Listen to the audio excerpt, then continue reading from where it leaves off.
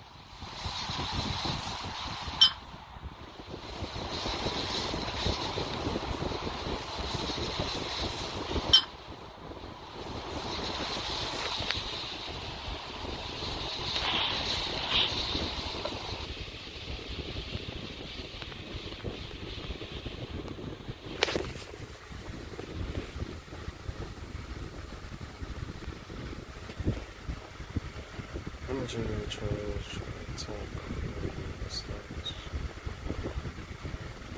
Reflex, drop damage bonus.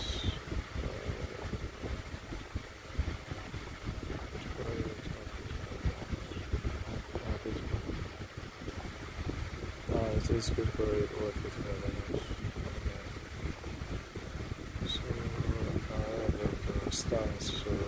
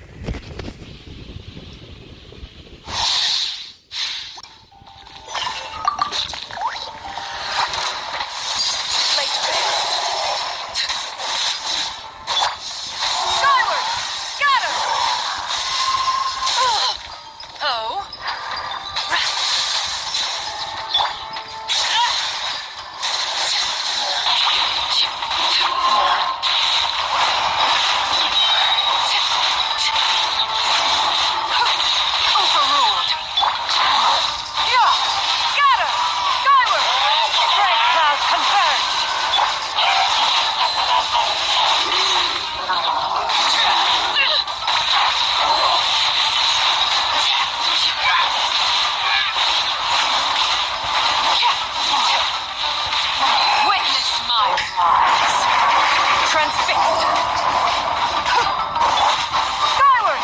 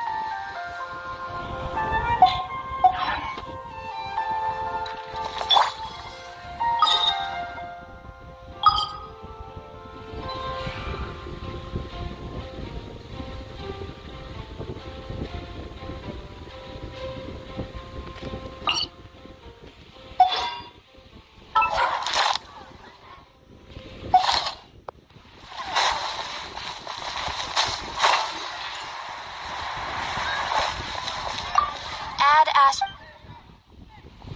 Thank you for. Add Astro.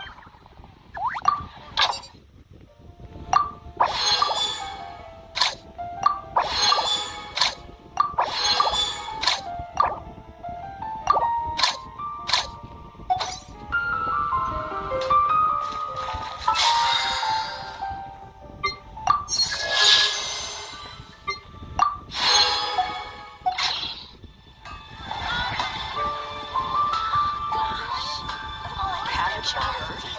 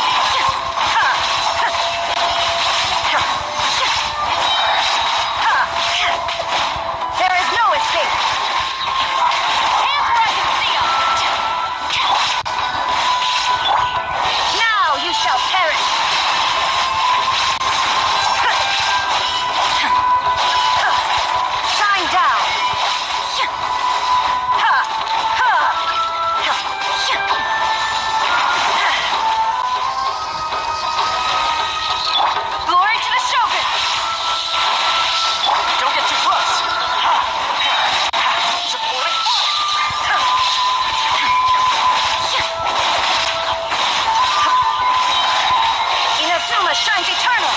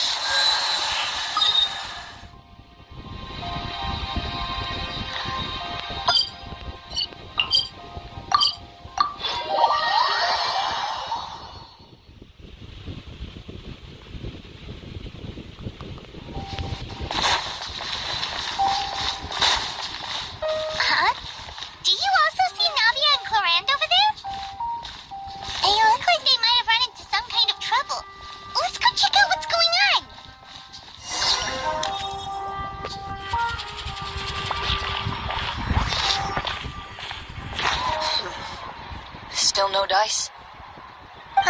Not at all. And I've asked pretty much everyone in the court of Fontaine already. Lynette's ears drooped as soon as she heard that we'd have to be out and about for days on end. And Fremine, he hid himself under his helmet as soon as he realized there'd be people around that he didn't know. What about Chiori and Charlotte? I feel like both of them would be more than up to it. I've asked them already, but they're both pretty busy right now. I just gave the members of the Spina a few days off, too, so I don't want to bother them either. This is getting pretty difficult.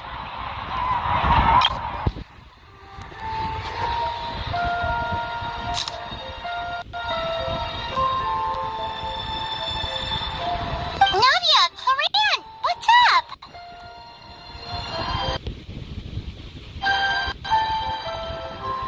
Oh, my. Well, if it isn't my dear partners. How are you all doing? Navia? Huh? Oh, you mean... Yep, this is our chance. Do you need our help with something? Oh, precisely. My dear partners, we've got a huge problem right now that only you can solve. Whoa, for real? Absolutely. We've already exhausted all our other options. Traveler, Paimon, would you join us and play Marechaussee Hunter Judgment Day? Marechaussee what now?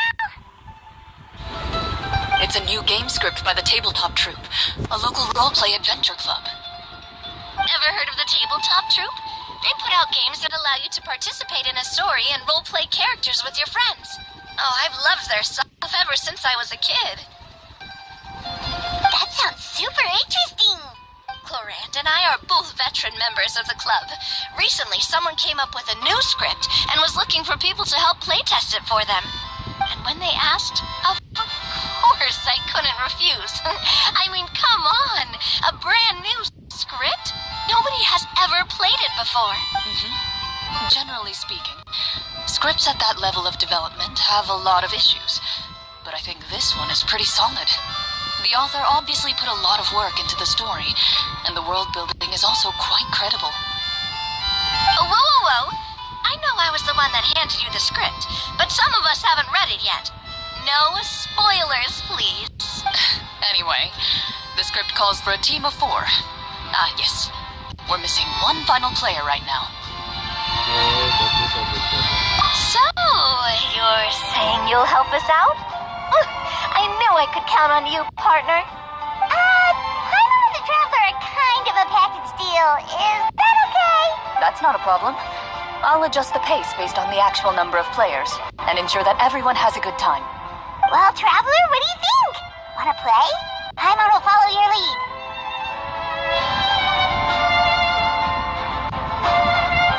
Well, that solves our problem.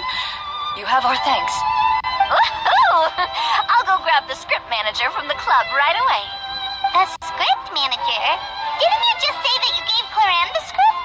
The club introduced a completely new kind of gameplay for the script. In this iteration, the Game Master's version of the script is incomplete. The script manager provides the next part of the script only after players have completed the current list of objectives. On top of that, in order to increase player immersion, the club has created some of the story's sets and scenes in real life. We'll only know where we should go once the script manager reveals the starting location. Wow, you're right. Whoever wrote this script really did put in a lot of work. And it's got a real healthy amount of suspense, right? I mean, even the GM doesn't know how the story will end. I look forward to experiencing it with you all. Why don't you go meet up with the others first? They should all be waiting at Chioria Boutique. I'll come over with the script manager as soon as I find them. Sounds good. Remember to always watch where you're going, and don't rush. You say that like I'm 6 years old or something. Let me think. What kind of character should I play this time? I just hope you'll pick up some useful skills this time. Oh, and stop trying to persuade every animal you come across.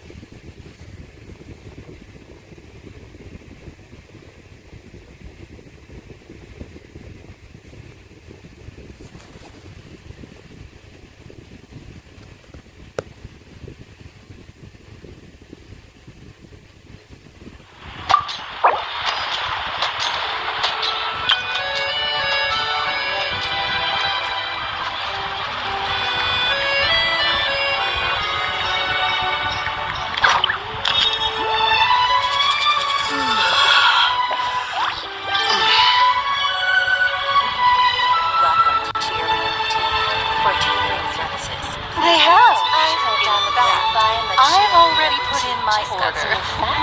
They really are incredible.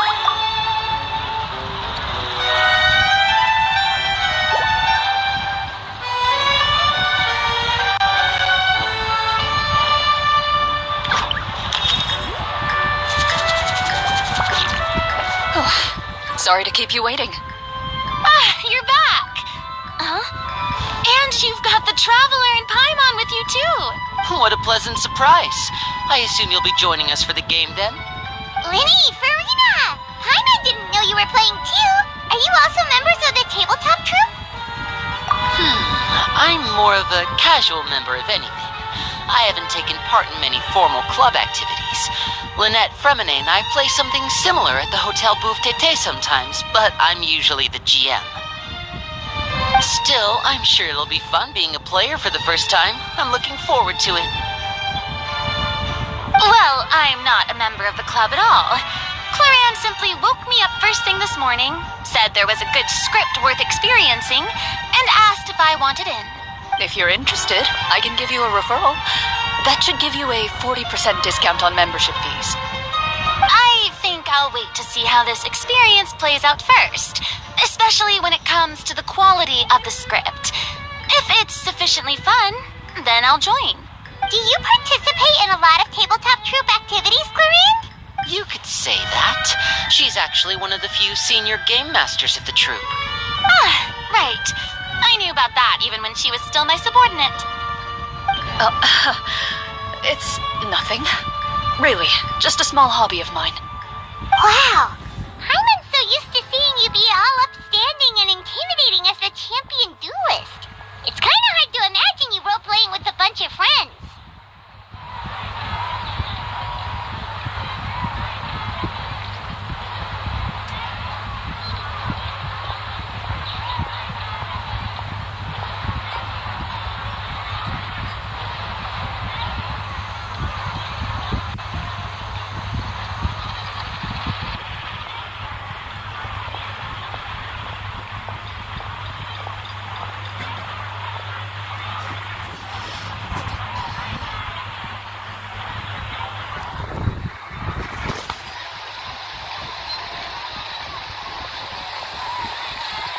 Surely you jest.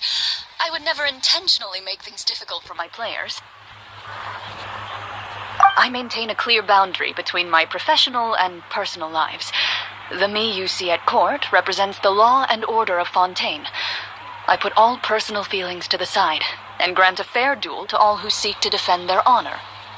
But in my personal life, I'm just an ordinary person. Someone who feels anger and sadness, just like everyone else. Well, you say that, but for all the time I've known you, I don't think I've ever seen you cry. I've seen you get angry, sure, but now I'm wondering whether you were actually mad or if it just looked that way from the outside. I was probably in work mode during those times. Is that so? Well, in any case, I just feel like even in your personal life, you don't get emotional very often. So you want to see me cry? That might be a little difficult. A show of anger, though, that might be something I could accomplish. No, that's not what I meant.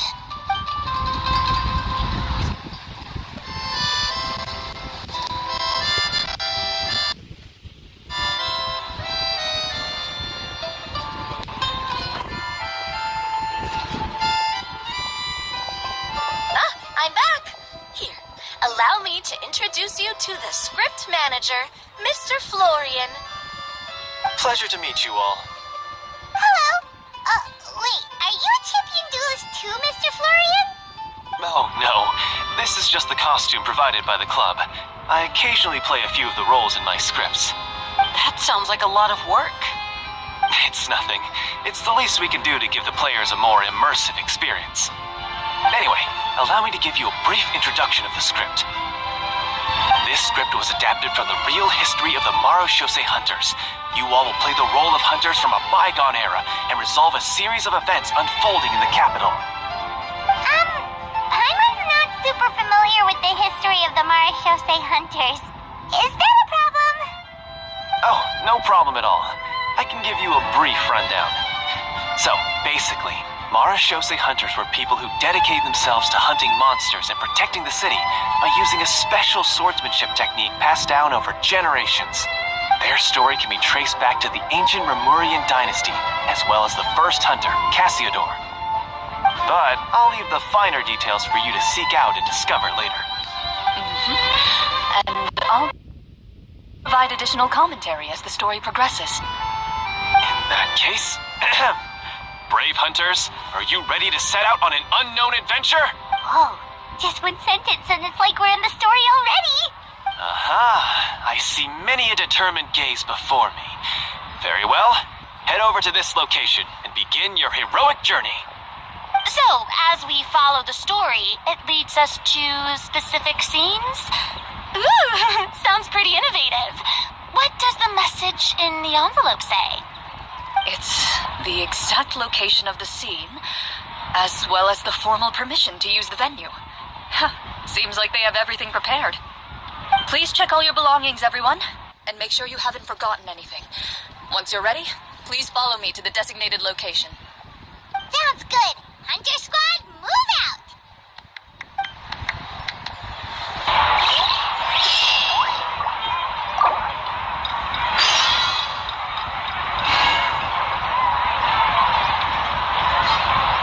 Welcome to Cheeria I heard down the For grapevine catering that services, Cheeria please Boutique make reservations. They have. In fact, I've already put in my order. They really are cut above.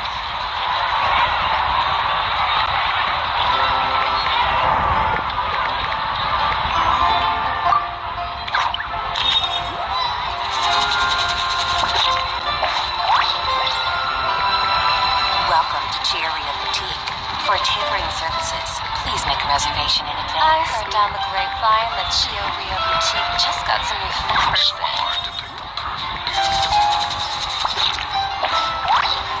They have. In fact, I've already put in my order. They really are cut above.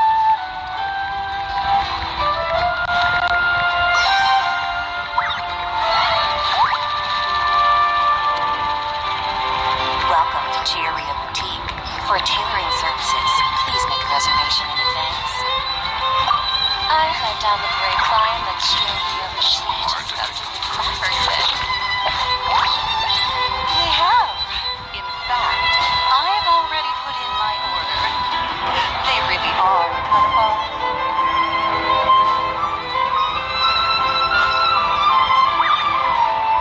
Welcome to Cheeria Boutique. For tailoring services, please make a reservation in advance.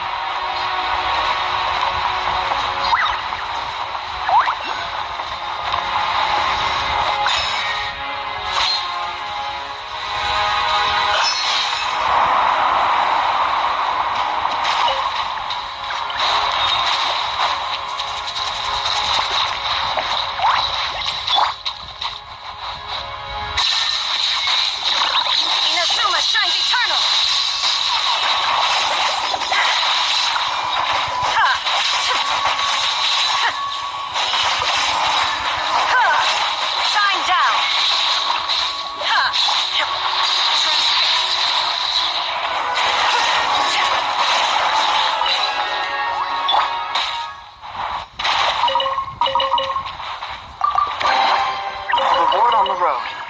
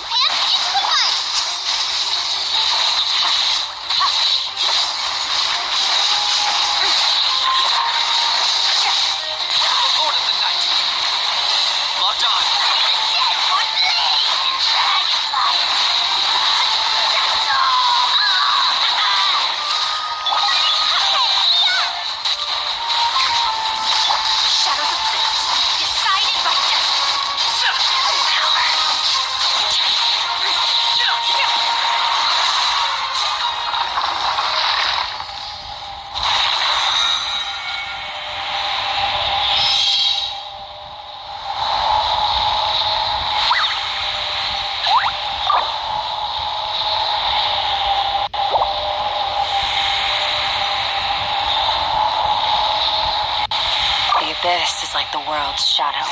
Merciless.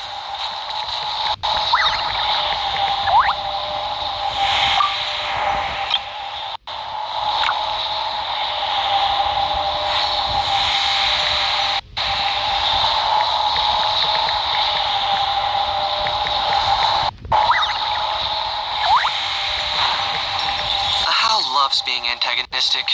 Just ignore him when he's mouthing off. Don't let him get under your skin. I dare you to release me and say that to my face!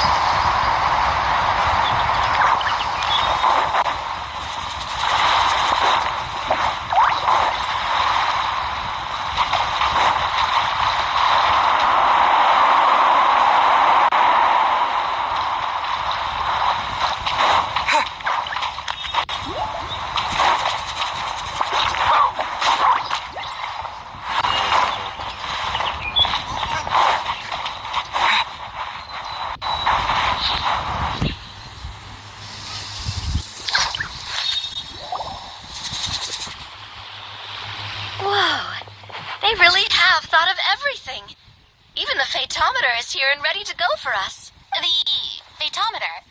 What's that?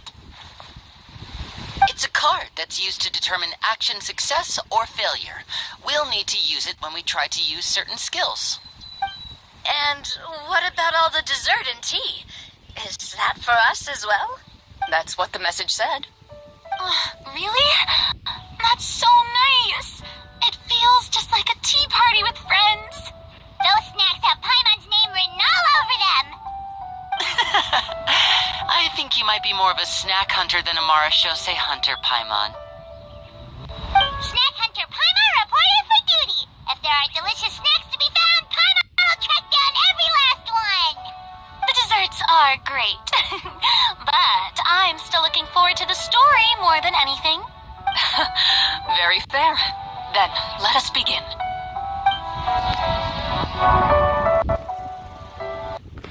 First, please pick up the blank character cards in front of you and write down your name and profession. You can find an abbreviated version of the rules printed on the back of your character card. If you have any questions, feel free to ask me. In this story, everyone is a Marachose hunter. To reflect this, the club has prepared a small badge for everyone. Ooh, nice. As hunters, you have proficiency in swordsmanship and fighting by default, so there's no need to allocate any additional skill points to those areas. Swordsmanship? So there's a fighting part to all of this?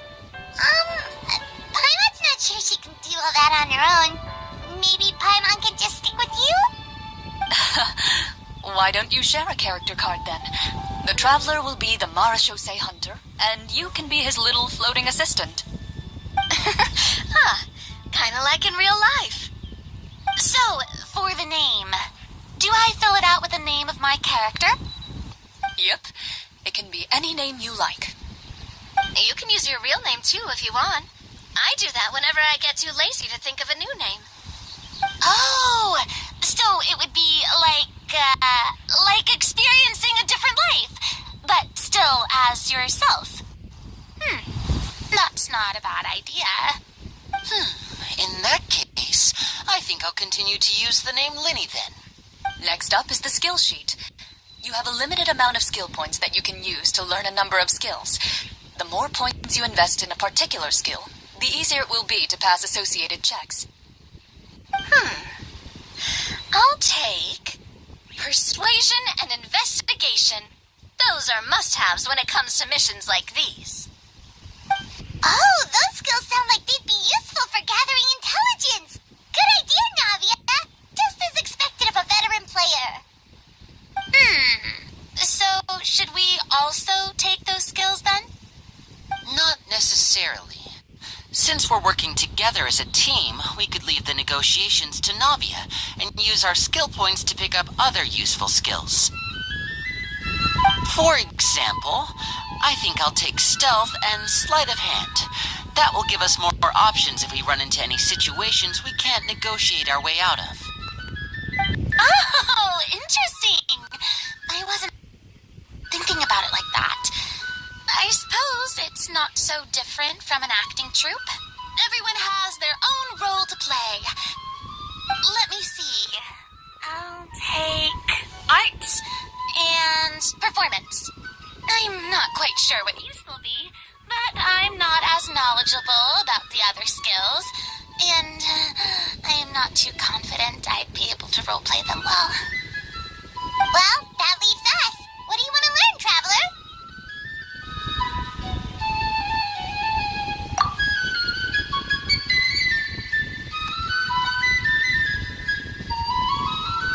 Ooh, so you want to help people when they're injured. That's nice of you.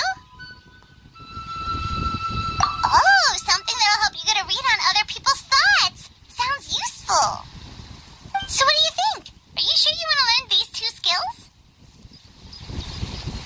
I don't know how to do. Let's see. Oh, looks like... Why do I get the feeling she's getting ready to cause trouble? Saw that one just now as well. The description says... rules. The scripts... Oh, that's not for us to worry about, my friend. Just learn the skills that interest you. And the GM will take care of the rest. Alright, you've convinced Paimon. More or less finished creating authentic mode. What's... Visions of the players and the results of the Fatometer.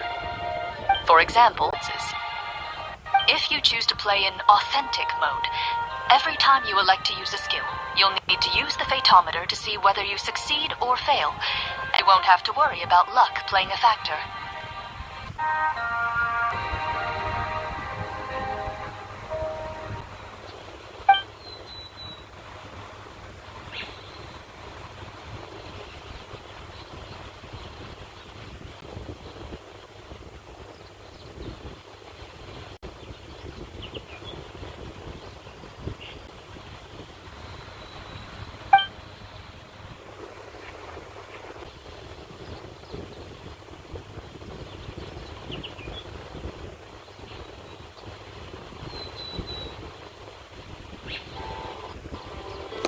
Feel bad if I brought the team down by failing my checks. Huh? Oh, come on. Don't worry about that. RNG is the lifeblood of role-playing games. I'm going with authentic mode for sure. Never knowing what you might have to overcome. Alright, then I'll mark down Farina for easy mode. Due to your partner. How would you like...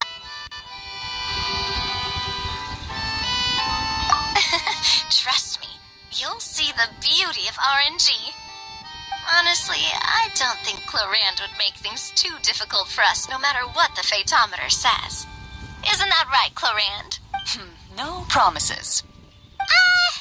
That wasn't super reassuring. Well, anyway, enough talk. Let's get started. I want to experience at least a good chunk of the story today. Speaking of the story, why is the beginning scene on a beach? Well, that's because... a long time ago, back when human civilization was still in its infancy, powerful demons and evil sorcerers ruled over the land. They created a host of monsters and sent them to slaughter all humans in existence. Soon, a group of human rebels banded together. With their swords raised, they swore to brave the darkness, and in doing so, subdue each and every monster that sought their destruction. They became known as the Marachose Hunters.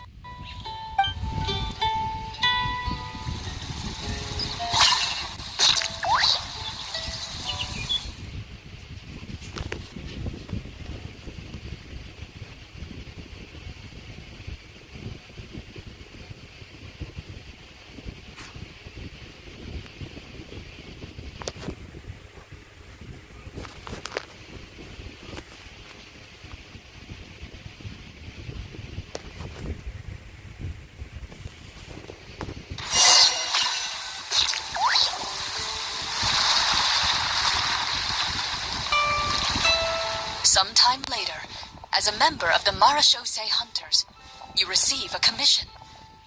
Following the address provided on the message, you take a boat and arrive at this strange city. As you inhale, you can taste the slightly salty air of the docks as you begin to survey your surroundings.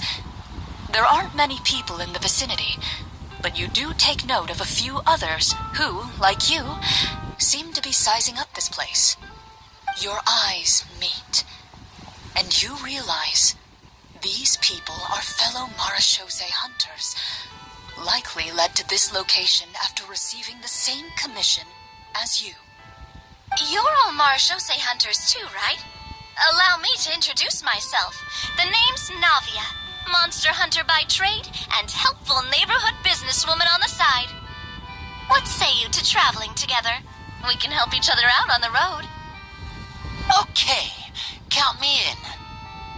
My name is Linny. I've been wandering since I was little and picked up a few less than legal tricks along the way. I was adopted by a Marachose hunter and later chose to follow in his footsteps. Is this where you introduce your character to everyone? It sounds like they've done this dozens of times. My name is Farina, and, I grew up in a noble family. I always had a strong interest in performance and the arts. Even though I'm a marche-say hunter, what I really want is to be a performing artiste. Hey, that's really cool. You can do it, Farina. That's exactly how it's done. Paimon is Paimon, a good friend and companion to this marche-say hunter right here. I've been studying medicine ever since I was a child. I want to do my part to eradicate these monsters and use what I've learned to heal others. Oh, welcome, welcome. When we face the monsters, I'll make sure to charge in front to give everyone some cover. You can take care of the healing at the back. You open your envelopes at the same time. The message reads, "To the honorable and trustworthy marechaussee hunters, our kingdom is currently facing a grave crisis. The lands outside the capital have been overtaken by monsters, and our people are being led astray by forces of wickedness. We beseech you, please help us resolve this crisis and return peace and stability to our home." Huh. The layout of this city looks super familiar. It kind of reminds Paimon of Mondstadt. The scriptwriter must have used a real-world city as a reference when coming up with the map. As experienced hunters, the layout of the city reminds you of places once traveled. You recall the sight of tree-lined streets and the gentle tranquility of days gone by. Yet, as you regard the city in front of you, it appears to be little more than an empty shell. Its hollow gates are open to you, beckoning you to come forth and bring salvation back to the town. I carefully read every line of the letter and turn my attention to the signatures at the bottom. Who issued this commission to us? You see a long string of unfamiliar names. It would seem that many of the residents of the city issued this commission together. They sensed that things were not right within the kingdom and sent a distress signal to the outside world.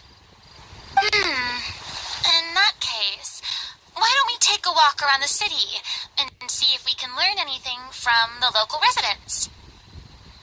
Oh, good idea. We might be able to get some leads on the monsters and bad guys we're after.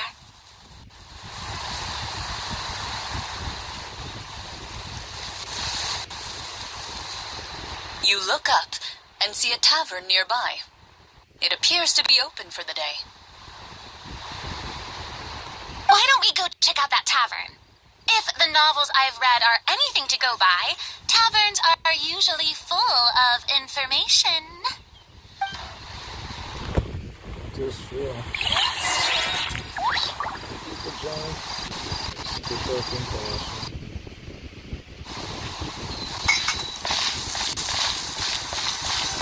As you approach the tavern, you find a plainly dressed woman standing nearby. She appears to be rather troubled about something.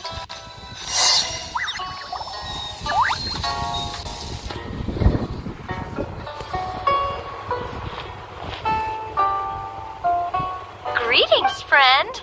Lovely weather we're having today, don't you think? Oh, hello. I suppose you're right. The weather today is quite lovely. If only those monsters out there would stop causing trouble. It seems like every character included in the script has a certain amount of useful information to offer. If we keep asking questions, we might be able to get some good leads. Oh, come now. Don't be sad. Life is all about optimism. Oh, that reminds me. What did you have for breakfast this morning? Huh? I don't think that's the kind of question we're supposed to ask. Nothing turns a frown upside down like good food. How about some macarons? I could make you some. You didn't even take cooking as one of your skill proficiencies. That's not necessary, miss. Excuse me for saying this, but you don't really look like a chef.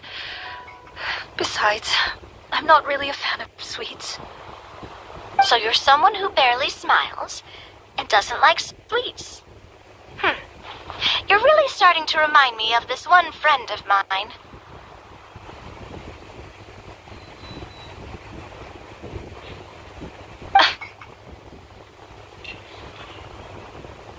Hey!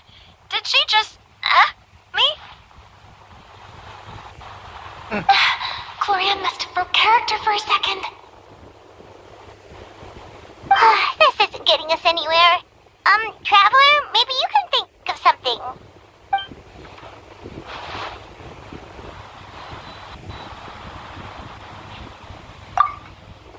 The results of insight checks aren't disclosed to the players, so I'll be the one consulting the fatometer.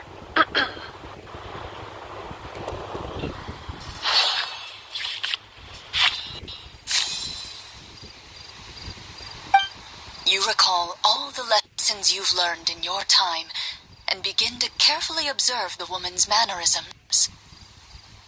You notice that when she's quiet, she has an empty look in her eyes, as if her thoughts have drifted to a place far, far away.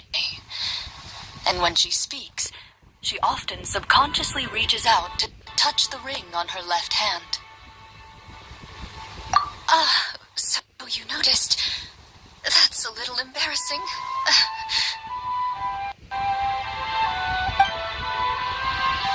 A horde of monsters suddenly appeared near the capital recently, so all the guards were dispatched to fight them.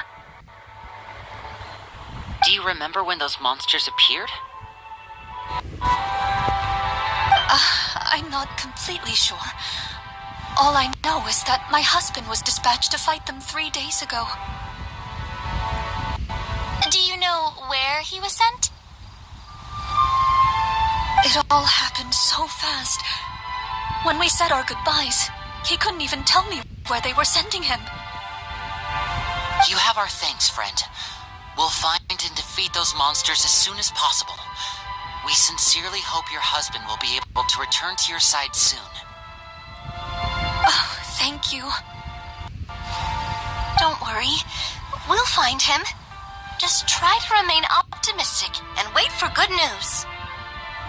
We don't always get to choose what happens to us, but we do get to choose the little things like what we eat and how we respond to the things life throws our way. I hope that one day you too will recognize the power of something as small and inconsequential as a delicious dessert. I'll do my best. You bid farewell to the woman and continue your journey further into the city.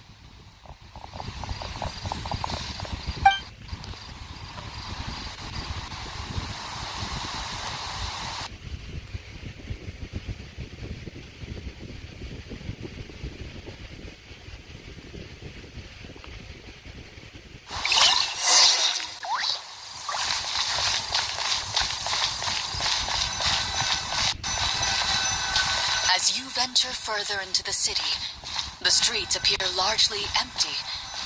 An elderly woman walks past. You see her shake her head as she puts away her wrinkled wallet.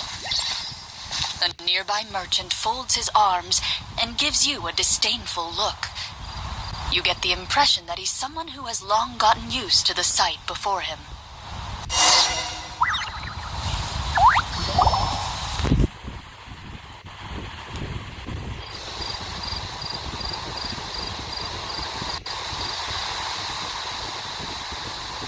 Although he doesn't seem very friendly, merchants are usually a good source of information, right? Pardon me, sir. I'd like to ask a question, if I may. That depends. How much are you willing to pay? How about this much? What do you take me for? Some lowly beggar? You can't even buy half an onion with that amount. Surely an onion can't be that expensive, right? What do you know? War is nearly upon us. Everything costs several times what it did before. If you're not gonna buy anything, then scram. Whoa, what a nasty guy. Maybe we shouldn't even bother talking to him. but he still might have information we need. Traveler, can you think of something?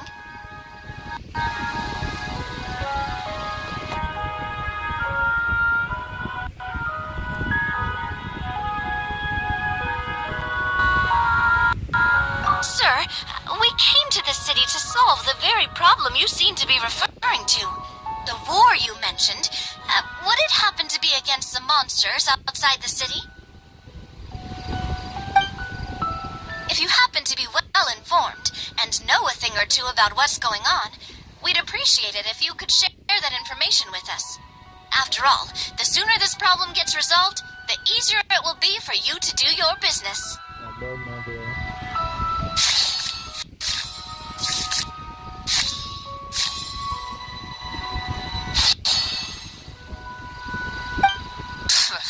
Well, things are basically as you said, young lady. Those monsters are camped outside the city, and they've been destroying all our trade routes. We have limited reserves within the city, so if this continues, we're all gonna be in big trouble.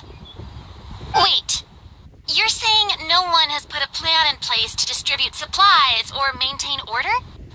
Yeah, we could all starve and those nobles in the palace wouldn't even break a sweat. Who knows? Maybe they've been in cahoots with the monsters all along. That is concerning. All right. That's all the information you need, right? Off with you now. I've still got business to do. You know, if you smiled a little more, you'd definitely get more business. And I bet that would make your life just a little bit sweeter. I'm not saying it's guaranteed to work. It's just a tip.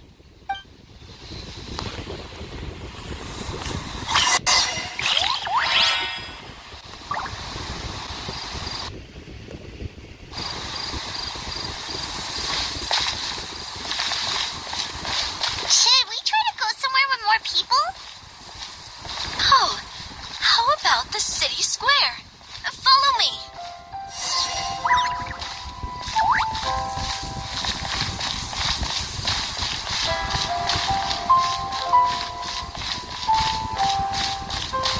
Before you lies the city's central square.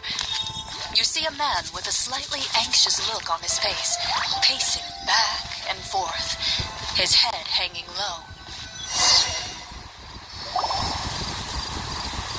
He doesn't seem to notice your approach. Still immersed in his own thoughts, he shakes his head and lets out a long sigh. This guy seems promising enough. Maybe I can get some information out of him. Hello, sir. Is there anything I can do to help you? Oh, wait, you're... I'm... Oh, dear goodness! You're a Marechaussee hunter! You recognize us? Ah, are you one of the people who wrote the commission letter? Yes! Oh, I didn't expect you to actually come. Oh, what great news! The city is saved! What happened here? Alas, we once lived comfortable, carefree lives. This city used to be free of monsters. The first Marechaussee hunter, Casiodor, the Golden Hunter, he was the one who drove them back. However, monsters have once again surrounded the city. Perhaps the seal that kept them at bay has lost its power. Or perhaps an evil sorcerer has been meddling in our affairs. All I know for sure is that their return has stripped the city of any chance at peace. Are there not enough soldiers to drive them out? It's not a question of numbers. The guards simply have no idea how to deal with them. Most people my age have never even seen one of the monsters, much less been trained to fight against them. What's worse, many of us don't even know the history of the Marechaussee hunters anymore. When I was a child, though, my grandfather would tell me stories about how the Marechaussee hunters drove back the monsters. So, on the off chance that something might come of it, I decided to reach out to you. To be perfectly honest, I was starting to think all those stories were just tall tales. But Now that I've seen you in person, I finally know that it was true. Well, you can rest easy, friend. The righteous and formidable Marchose hunters are on the case. The man is touched by your determination and resolve. His eyes begin to well with tears of relief. Still, if we are going to hunt the monsters, we need to know where to find them. Can you... All I know is that the area outside the city is dangerous. I'm afraid I can't point you toward a specific location. Oh, although, if you leave the capital through the main gate and follow the road, you should run into a group of guards. They might know more about where to find the monsters. I see. We'll go look for them then. All right, be careful. Oh, and one last thing. The monsters outside the city are just part of the problem. There are evil sorcerers inside the city as well, so be on your guard. They're actively working with the monsters, and have corrupted the court ministers with malicious magic. They're the reason why, even inside the city, everything has been a giant mess. Even one of our kindest ministers has turned into a boorish and unreasonable figure, interested in nothing but enacting laws that exploit the people. Who knows how much longer we'll be able to go on like this. Talk about being stuck between a rock and a hard place. I feel bad for him. Maybe we should try to cheer him up? Voilà, put singing in a song. Huh? Like, now? Is this really the right time? I appreciate your kindness, but for now, it's more important to focus on the crisis at hand. Brave hunters, I leave the future of this kingdom to you.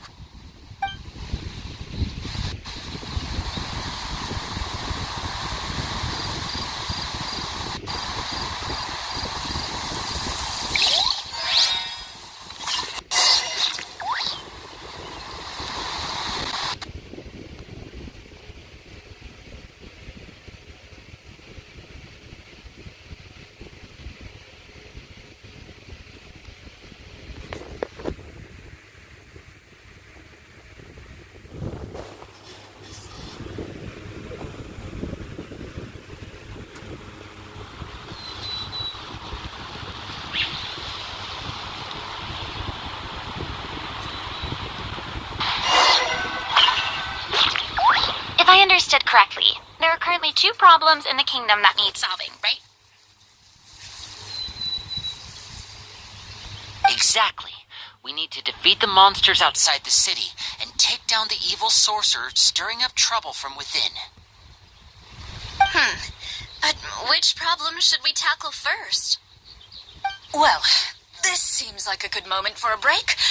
Take some time and discuss what you want to do. Let me know when you've made your decision.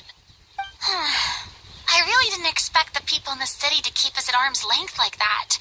I totally thought the hunters would be treated like heroes.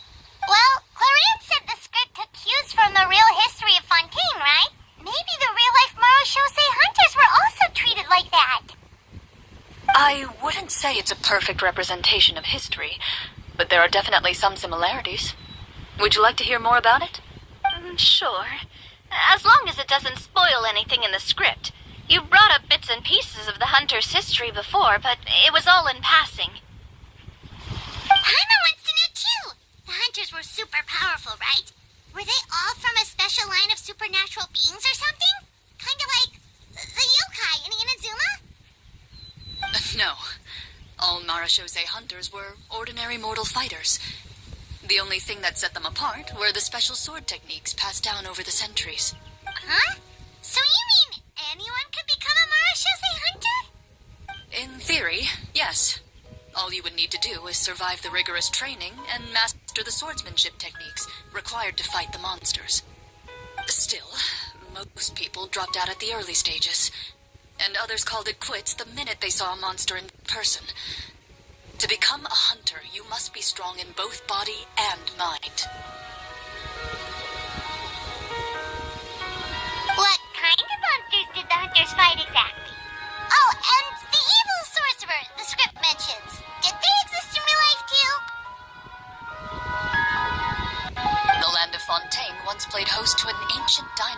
known as Remuria. After that dynasty fell, monsters began to appear, intent on obstructing humans from establishing a new social order. One of the ancient sorcerers of Remuria used his power to assemble a formidable army of golems. He sought to use that force to establish himself as king. Now wait a second. Don't tell me that guy was the inspiration for the evil sorcerer in the script. We still haven't found any in-game information on him yet. So, why don't you talk about someone else for now? Well, I wasn't planning on going into anything you might be able to find out in the game. But if you want me to talk about something else, then... how about Casiodor, the Golden Hunter? Or Egeria, the ex-Hydro Archon?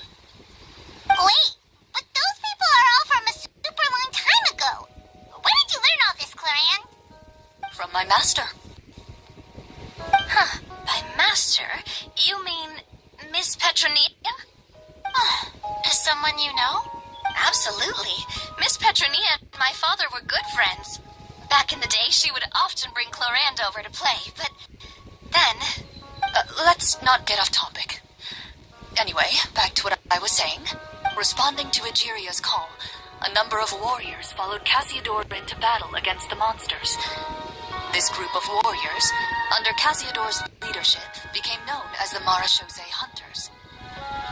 Yet, as Fontaine entered an era of peace, their work gradually became obsolete. The Marechaussee Phantom, originally an association made up of hunters, eventually came to be predominantly comprised of Melusines. I see. That explains why most of the people in the script have forgotten the hunters or think of them as nothing more than a legend. Is that really a bad thing, though? It can get tough always being the one shouldering everyone's expectations. Depends on who you ask, I suppose. If the name of the organization no longer commands respect, investigative work is bound to suffer. Speaking of investigations, which problem should we tackle first? Monsters or evil sorcerer? I vote monsters. That's the main duty of the hunters, right? We can come back to the sorcerer later. Well said, Miss Farina. Plus, if the sorcerers really are the masterminds behind this whole thing, defeating the monsters could give us some clues on their intentions as well. What about you, partner? What do you think? I also vote monsters. It's decided then. All right. After some discussion, you decide to turn around and head out of the city.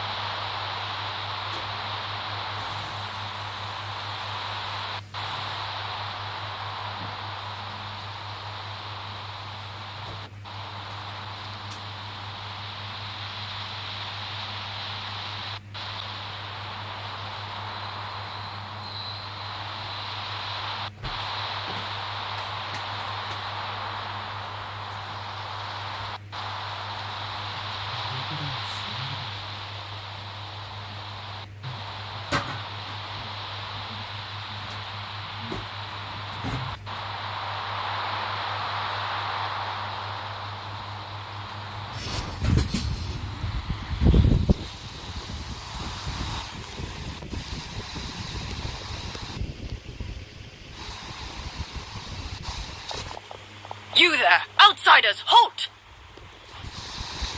Who's there? An armored man approaches you. He has a tall, muscular build and a determined expression in his eyes. Just one look, and you can tell he's fought in his fair share of battles. Although he's trying his best to conceal his current state, his uneven gait and the sweat dripping down his forehead make it obvious that he's been wounded and is in serious pain.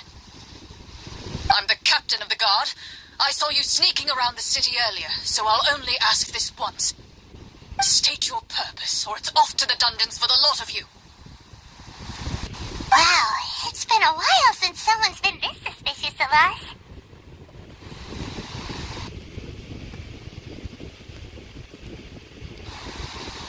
I said talk, not whisper between yourselves.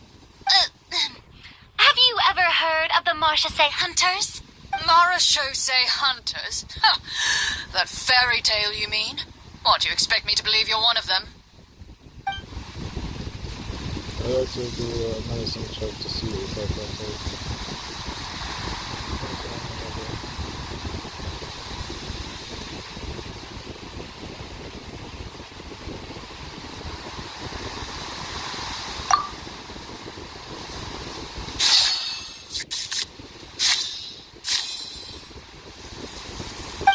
While everyone is talking, you begin to carefully observe the captain's mannerisms. Every so often, you see him glance toward a particular direction, with a pained expression on his face, as if an invisible thread is tying him to an unknown place. As you follow his gaze, you vaguely recall that the location he seems fixated on is known for its difficult terrain. Any battle that breaks out in a place like that is likely to be prolonged and devastating. Is that where the monsters are? Outside the forest in the area with the difficult terrain? The captain is taken aback by your sudden question. Still, his shock only lends credence to your theory. You're looking to fight the monsters? Well, we're Marchese Hunters after all. You could say that's basically our job. He shakes his head and continues to regard you with skepticism. In the end, he decides to inform you of the location.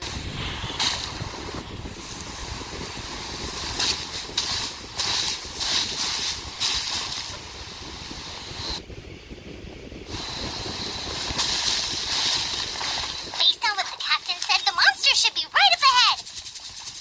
Let's go. Hopefully we're not too late.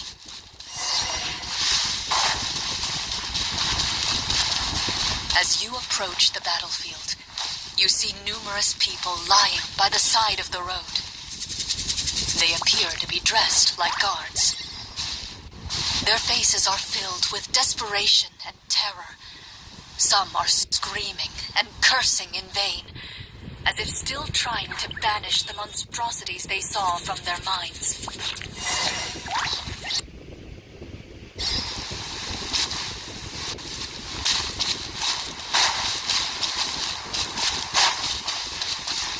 A few of the wounded look up at you in shock and disbelief. Quick, leave this place. Turn around and don't look back, they yell.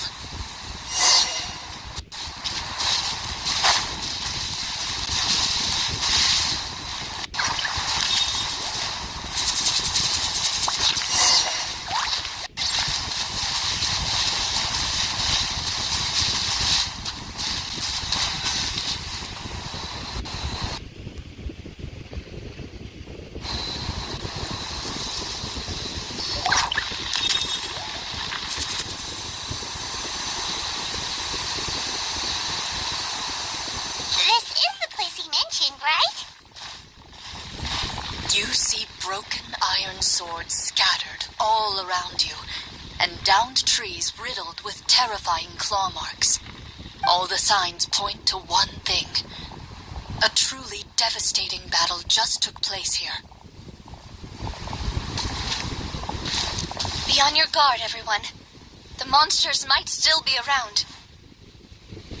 Before you can finish your sentence, You hear rustling sounds from the surrounding bushes. The monsters have emerged. They close in on you without fear. You get the impression that, in their bloodthirsty eyes, you're just another meal for them to devour.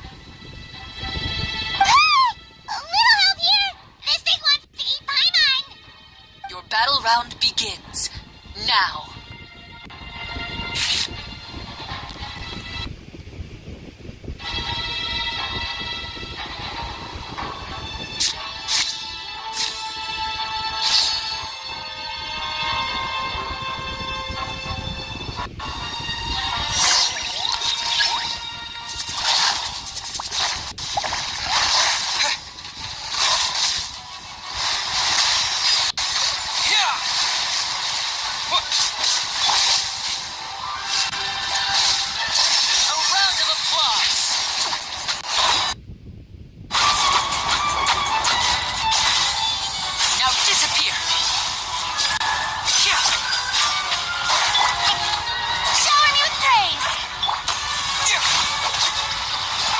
Battle round begins now. A proper send-off from Messina with love. Hey there!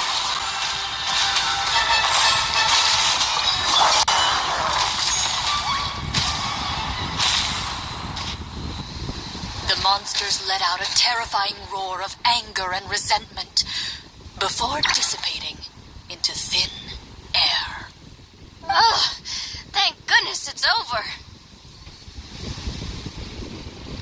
We're lucky the Marashose Hunter class came with all those preset skill points. Otherwise, we would have been in some real trouble. I never knew the Fatometer even determines the amount of damage you inflict. If you get unlucky, isn't it just game over right then and there? Just as you begin to celebrate your victory, a suspicious lump on the ground catches your attention. A suspicious lump? Wait, could it be the thing that appears after every battle? I walk up to it, crouch down, and begin to carefully examine it. I've still got my right glove on, so it should be fine for me to touch it, right? As you investigate the mound, you discover that the exposed portion appears to be made of wood. It was previously obscured by the larking out of the ground like a shy flower bud.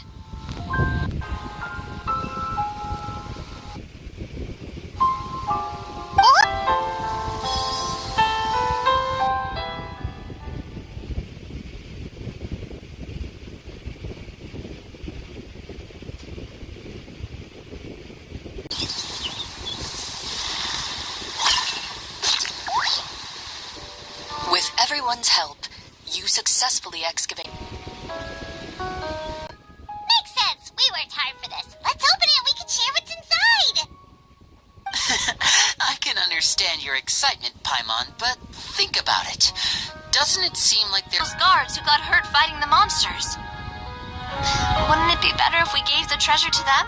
Wait, is that how it works? Paimon thought since we were the ones to dig it up, we could just take it for ourselves. Well, let's put it this way. Any decision you make during a role-playing is to prove we're Marashose Hunters. What if they think we procured the treasure illegally? They might get even... Maybe we can come up with an explanation in advance. Well, if donating it could cause that much trouble, why don't we use it to buy some gear and fill up on good food? Then we'll be ready to fight even more bad guys. Looks like you're facing a difficult choice once again. Well, it's getting late. Why don't we call it a day for now? Wow! Where did the time go? I'm not sure if it's because I'm having so much fun with you all or because the story is particularly enticing, but I feel like I could almost keep going. Here, here. Ooh, how about we play through the night? I'm not sure I'll have enough energy for that. Yeah, that won't work for me either. Lynette will give me an earful if I get home too late. I understand how you feel, Navia, but we have to change venues from seed to an indoor set for the next part of the script. Whoa, They really pulled out all the stops for this new script. Well, even if we are the hunters. Something tells me you just want to finish the free desserts. Worse than having to buy your own. And anyway, Paimon really does want to hear more about Clorinde's master. Well,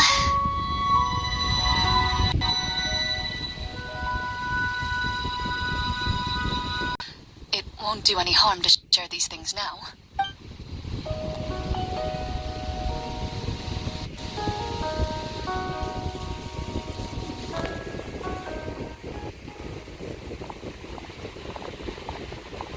My earliest memories are of living with Master. According to her, she saved me from certain people of ill repute. My birth parents had left me behind some time before that. what a heavy beginning for a life story. Master was a fascinating individual, if inexperienced in the ways of raising children.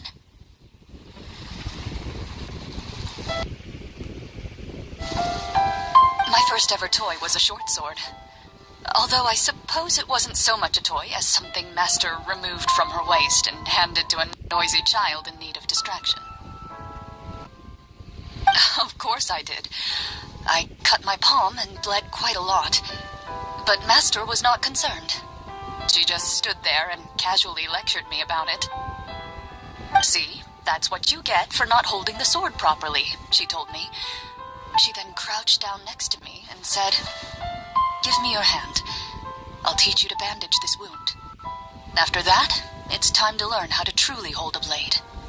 Excuse me for asking this, Clorinde, but how old were you exactly when all this happened?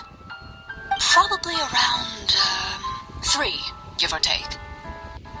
3? Isn't that when most kids are still struggling to hold a fork? As I said, Master was rather inexperienced in the ways of raising children. She believed trial and error was the best way to teach a child what they're capable of. I'm not so sure this is a question of experience. I didn't see anything wrong with her ways at the time. And anyway, children don't get to choose how they're raised. Oh, she did bring me back a pet from Liyue once. It was a Geovishap hatchling. A Geovishap hatchling? For a pet? That seems even more dangerous. What she said was this: make sure to get along, you two. If you really can't agree on something, just settle it with a fight. Whoever loses is the real pet. And how old were you when this happened? 5. I'd be sure it's a 5. Well, did you win? No, I lost. Anyway, I guess So, you're saying you actually became the Geovishap's pet? Yes, but only for a week. By the end of that week, I defeated it in combat, and we've shared a cordial relationship ever since. That really doesn't sound like the kind of childhood someone should have. Later on, I gradually understood that Master most likely didn't know any other way to raise a child. She was a Marachose hunter, but I never heard her bring up her own parents. Thanks to her, I learned how to navigate the forest by the age of 6, and could hunt monsters in the wild by myself the year after that. Even though the training she subjected me to was strict, she always made sure to take me traveling when she had the time. We met many of her friends during those days. That was also how I met Mr. Callis and his family. I still remember the first time we met. You were too scared to join our picnic and hid behind Miss Petronia the whole time. I still hadn't really met many children my age at that time, so I didn't know how to interact with others. After that, though, you started coming over a lot. You loved challenging people to shooting competitions, remember? I don't think many members of the Spina ever beat you in one of those. I had a lot of fun during those days. I enjoyed them too. Oh, do you remember that one time we went exploring around the Spina together? We overheard Papa call your master Fontaine's Protector of Justice. We tried to pretend like we never heard anything, but you nearly let it slip that one time. Protector anti-hero from 20 years ago? The one who was always active at night?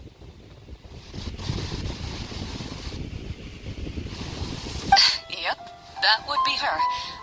She often would put on a black cloak and go out at night. I never knew where she went or what she was doing. Until, like Navia said, we overheard the truth from Mr. Callis that night.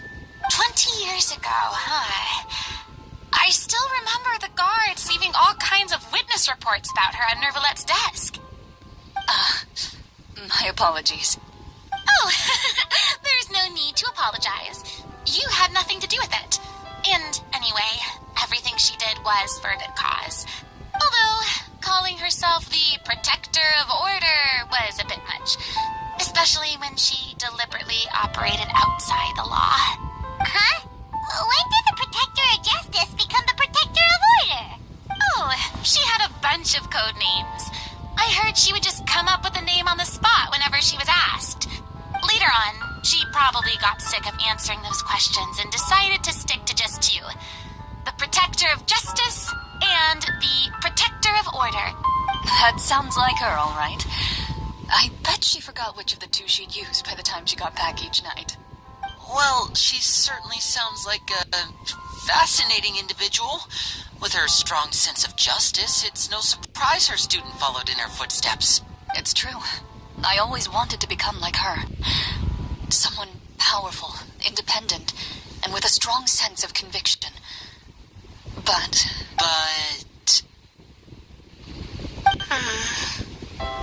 She suddenly disappeared the night I turned 10 years old. Disappeared? What happened? I have no idea. She didn't even leave a note. I was never able to find out where she went. That night, I was celebrating my birthday at Navia's house. But Master never came to pick me up. When I returned home on my own, it was to an empty house. When she still didn't appear after a few days, I went to Mr. Callis's house to ask about her whereabouts. But he only shook his head. Papa probably didn't know either. I know he sent a few people to investigate the matter in secret, but they never found any credible leads.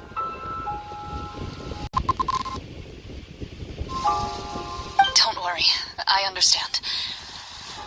To be perfectly honest, given Master's personality and way of doing things, it all made a lot of sense. If I had to guess, I'd say she probably used it as an opportunity to force me to become independent. Just like how, when a litter of kittens reaches a certain age, the mother willingly leaves them behind. Were you upset, Clorinde? I was at first, but not anymore. I don't believe Master would suddenly disappear for no reason. There must have been something she just had to do. Well, despite everything, you still managed to follow in her footsteps and become the greatest champion duelist in all of Fontaine. You're practically a living symbol of law and justice. I suspect my position would be far too by the books for her. Master always did whatever she pleased. But you're right. I suppose I do take after her in some ways. Who knew Clorinde had such an interesting past? I never had the chance to ask her about it before. I wonder if Clorinde's master were the champion duelist back then. Would that duel against Mr. Callis have gone differently?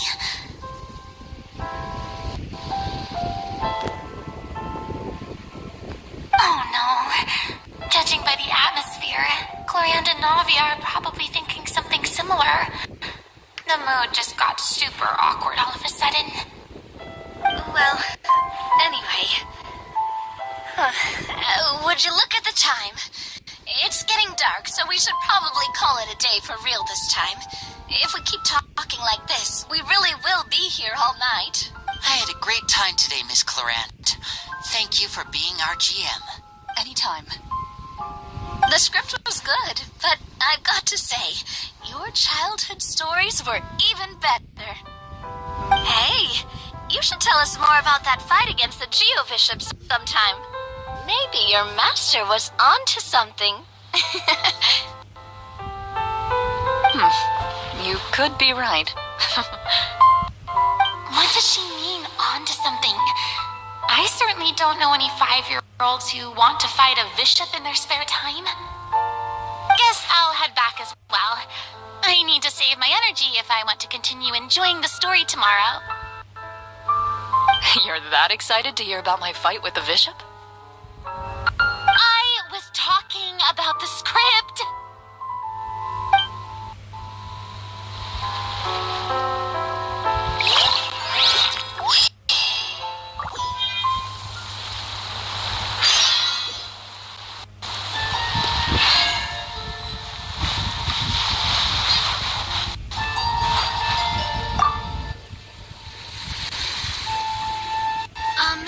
Just between the two of us, could you tell me what it was like to be the Geo-Bishop's pet? It was nothing special, really. Geo-Bishops don't understand the concept of a pet. So, basically, it just headbutted me whenever I entered its territory. And that hurt? Yeah, it hurt. What, something you want to experience for yourself? Oh, I'm good. Thanks.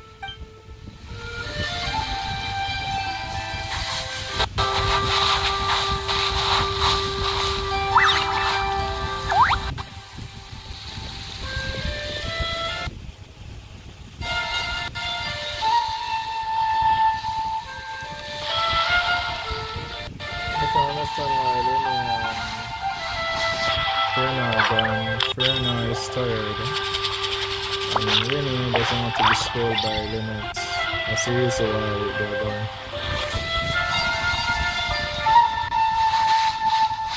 Let's do like they want to try to.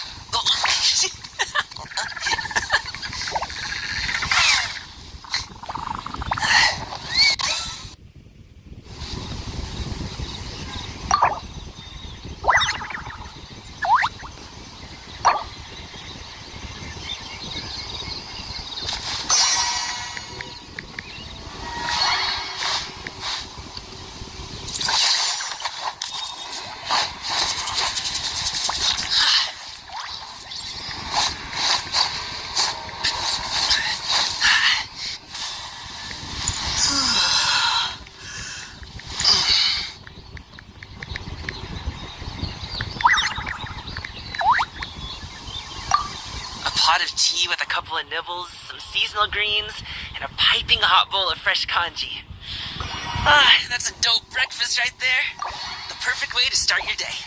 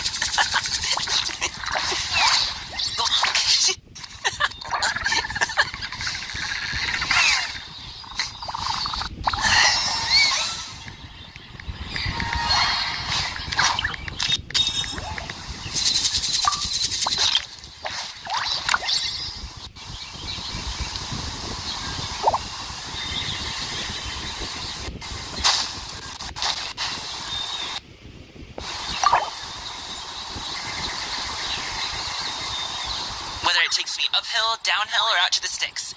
I get the goods from A to B. I'll even take them across the sea if needed. So don't worry, you're in safe hands. They don't call me the gold standard guard for nothing.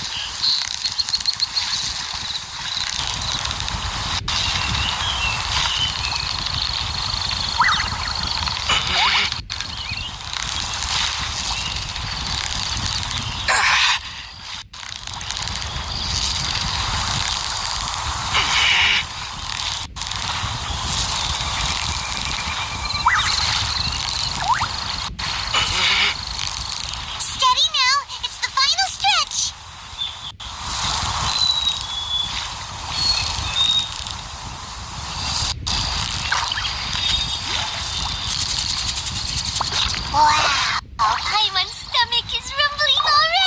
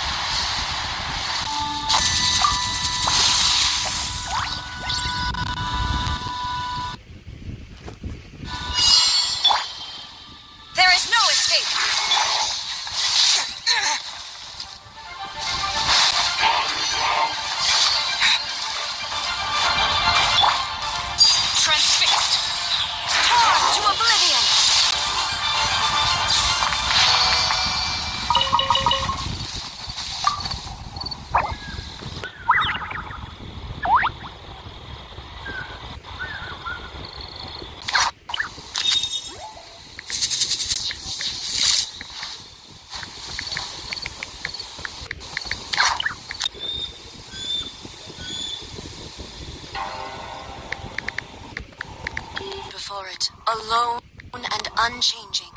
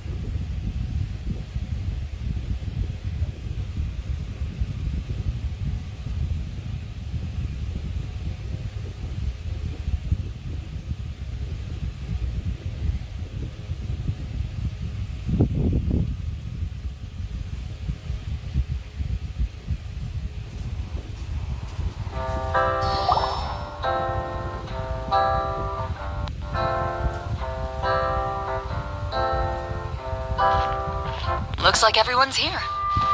Now, before we begin, why don't we finish where we left off yesterday? There was an important decision to be made, yes? I'll pour everyone a cup of tea. Is that really the most important part, though, Clorinde? Paimon's more concerned about our current surroundings. Heavy walls, cold railings, dim lights. This is obviously supposed to be a prison. I admire the work put into the set. Still, it's obvious the scriptwriter has never paid a visit to the fortress of Maripede. So this set is going to be a part of the script? Unfortunately, that is something I can neither confirm nor deny. Anyone think Clorinde's smile is starting to look kinda scary? Well, whatever happens, we'll just have to push on. But first, we should really figure out what to do with this treasure. If we're worried about arousing suspicion because of our identity, why don't we give ourselves a different name, just like Clorinde's master did? Yeah, it might be better to keep a low profile. As long as we're helping people, it doesn't matter who we are or what we're called. Staring at me won't get you anywhere. Or did you want some more tea? Oh, Paimon's good. Thanks. Why aren't you saying anything, Navia? Wait, what's that next to you? Oh, this is the short sword Clorinde mentioned last night. I found it. Huh. I'm surprised you managed to track it down after all this time. Well, I made sure to take good care of it, considering the circumstances in which you gave it to me. Of course I had to keep it safe. Anyway, where were we? Oh, right. I was just thinking about all the potential ways for us to break out of prison. We could dig a tunnel. Wait, we haven't been thrown into prison yet, have we? Well, it's only a matter of time. It pays to be prepared. Just like how you should always have an umbrella on hand, even when it's sunny. All right, Paimon's made up her mind. Let's just give the treasure away. Paimon may have wanted to keep it, but if it's going to land us in prison somehow, Paimon will be too upset to enjoy her snacks. So, you've reached an agreement? All right then. We can continue with the story. Oh, and we'll collect all the scattered pieces of treasure on the ground as well. All right. You collect the treasure and make your way back to the capital with your bag of loot in hand.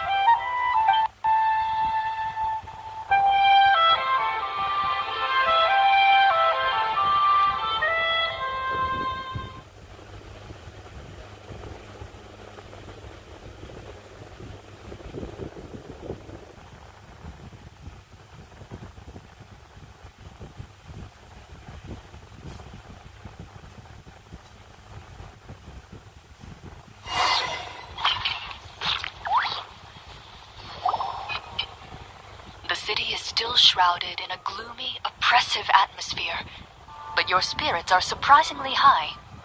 In places where sunlight struggles to reach, you generously share your wealth with "Thank you, kind soul." The elderly woman's look of gratitude follows you as you walk away, her eyes never leaving your back until you move entirely out of sight. However, there's still quite a bit of Mora remaining. It appears you haven't made much progress. She's probably trying to tell us to speed this up. We need to hurry up so we can address the sorcerer problem. Should we go find that man again at the square? He seemed like a pretty responsible guy. I'm sure he knows the people here far better than us. Oh, good idea! Just as you start to make way to the square, intent on finding the man again, there's a voice.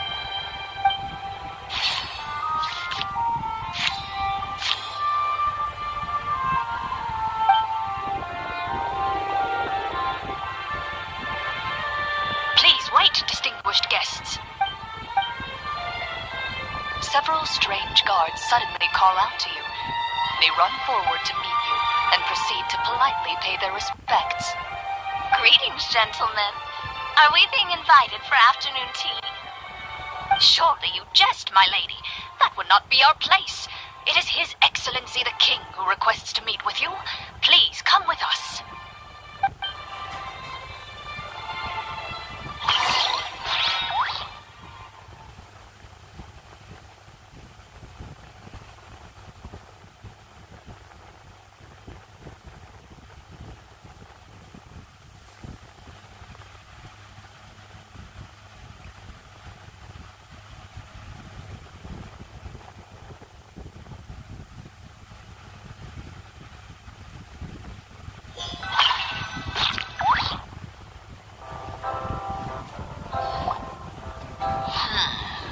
Do you think this could be a trap? Well, we have to investigate the court at some point, right? Meeting the king himself would be a fantastic opportunity to do that. I say we go for it. If something happens, we'll just turn the whole place upside down. That sounds a little intense. After a quick discussion, you nod to the guards and agree to follow. They lead you all the way to the audience hall of the palace. Gilded tables line both sides of the hall. The space itself is adorned with all manner of expensive antiques, glass shelves, and silver candlesticks. The items appear quite ordinary in size and dimension, yet their presence somehow makes the emptiness of the hall feel even more surreal and ominous. Wow, it's so luxurious. The elderly king, clad in a magnificent robe, sits upon the deep crimson throne before you. He wears above his head a majestic crown, with a gemstone the size of a bird's egg set right at the very front. As you observe it, you see a complex pattern of light reflect off its surface. They're here, Your Majesty. A man dressed in dark clothes, likely a minister, shields his mouth with his hands and bends down to whisper a few words to the king. After a moment, he lowers his hands and stands back up. His gaze shifts to fixate on your group, but he does not move from his place at the king's side. The king does not appear entirely aware of his surroundings. The man by his side, though. We should keep a close eye on him.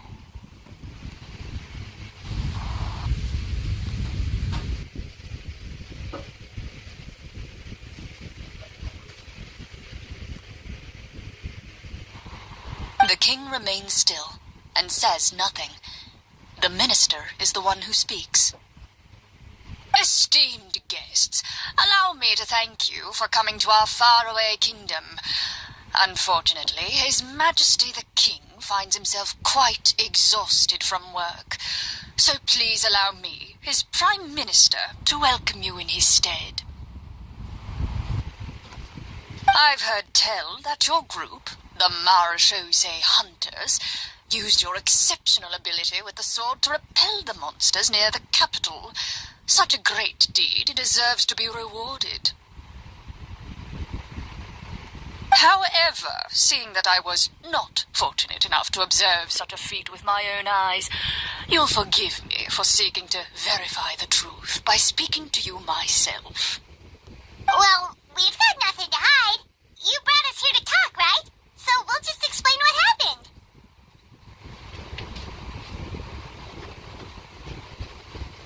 The golem's blades were so powerful, they could cut down trees in a single swipe. It took a lot of effort to defeat them, even for trained swordsmen like us. Well, that was enough details, right? Believe us now?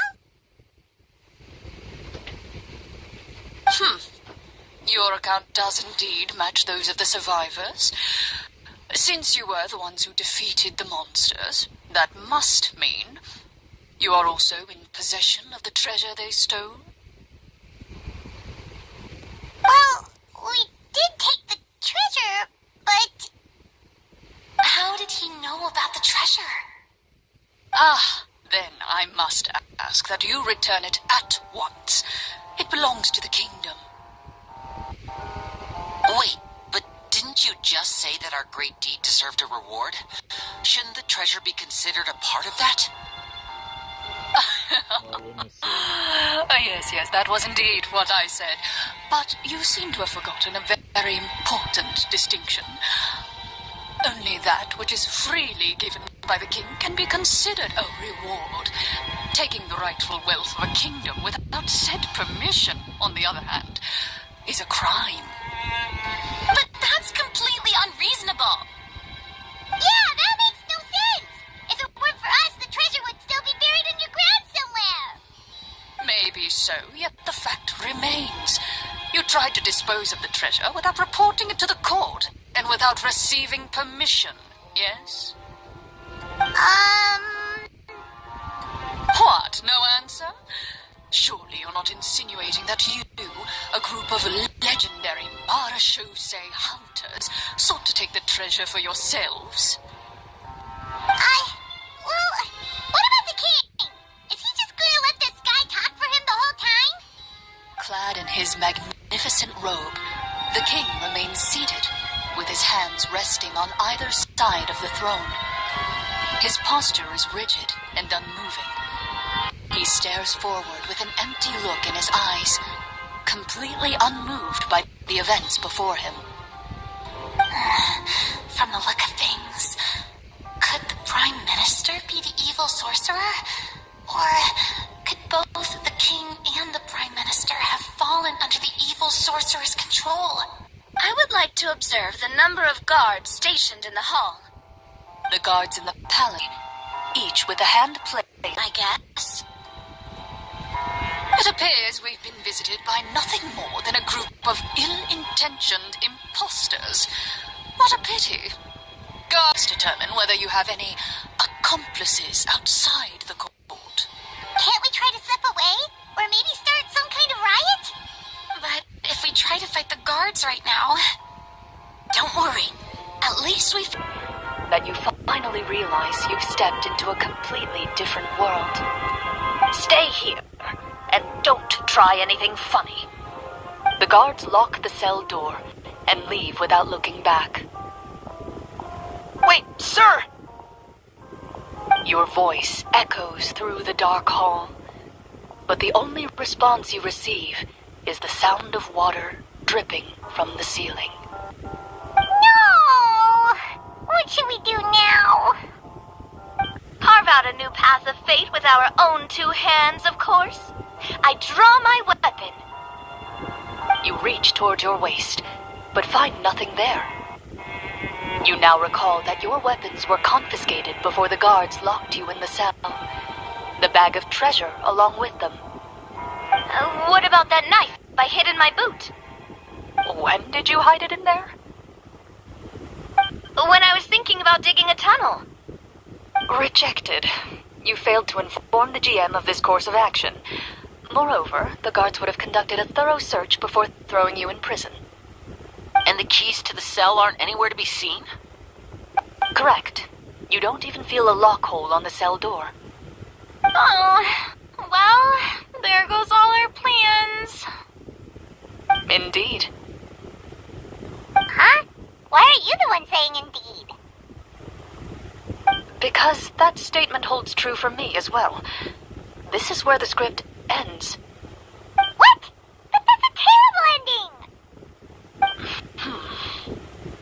Generally speaking, this should be the point where the scriptwriter gives the players some kind of hint, or gives the GM some kind of code for how to move forward.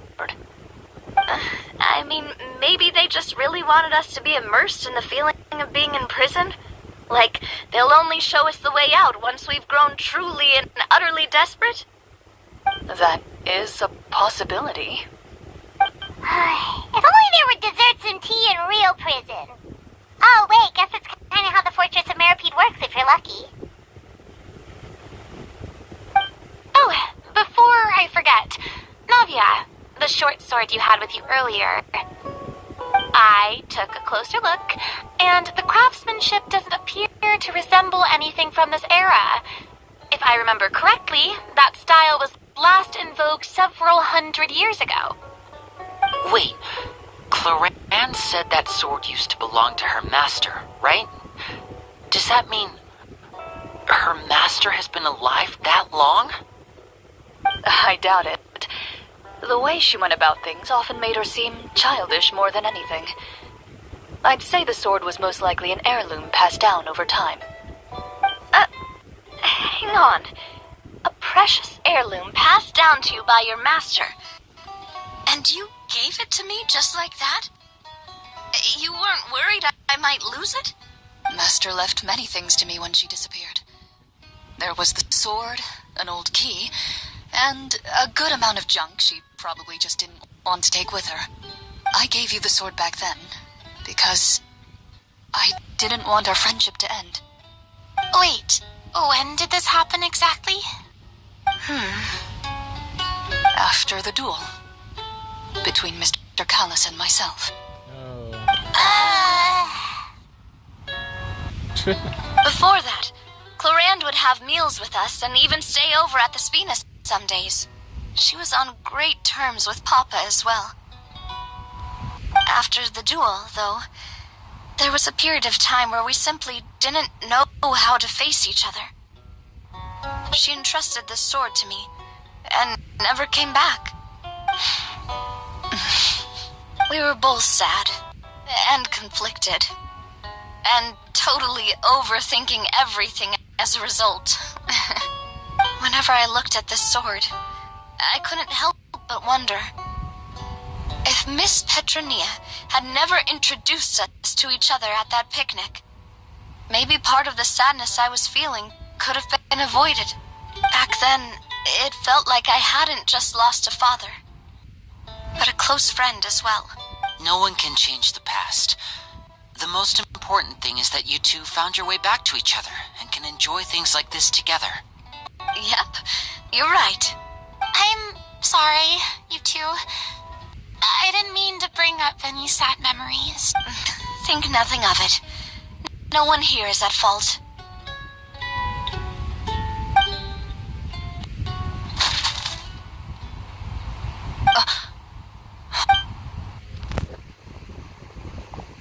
What's that song?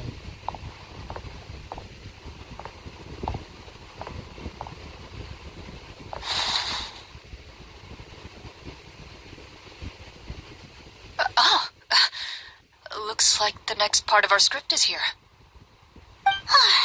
Perfect timing. The situation was really starting to get desperate. And not just because of the prison thing. From Corinne's face, I really can't tell if it's good news or bad news. Water continues to drip from the ceiling. In this lightless dungeon, you lack a reliable way to tell how much time has passed. Eventually, you get used to the unpleasant odor of straw, mold, and rust, and find yourselves alternating between fits of drowsiness and despair. Suddenly, you hear footsteps outside the door. Heads up, everyone. Someone's coming. Gather close, everyone, and keep your voice down.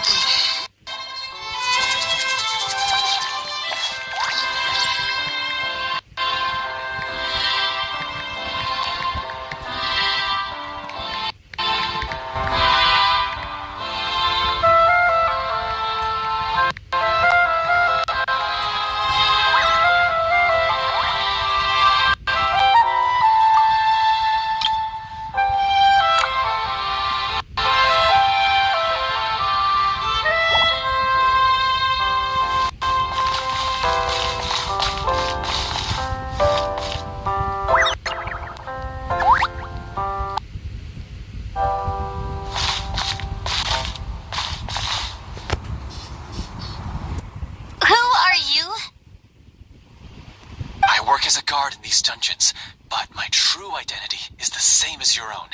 I'm also a Marashose hunter. Huh? Shh! I've already sent away the other guards, but if we make too much noise... I understand, but how can we be sure we can trust you? The king has issued a formal decree. In light of the irrefutable proof of your crime, you're to be executed before tomorrow's sunrise. If you want to escape, it has to be now. Executed? We barely did anything! Monsters appearing at the same location as the treasure. Could this entire thing have been a trap? There will be time for speculation once we're out of here. As for my identity, I have no way to prove that to you just yet. Infiltrating the capital was difficult, and finding a chance to speak with you has taken a lot out of me. I could go on, but I think we can all agree that now is not the time for details. Have you seen our weapons anywhere, sir?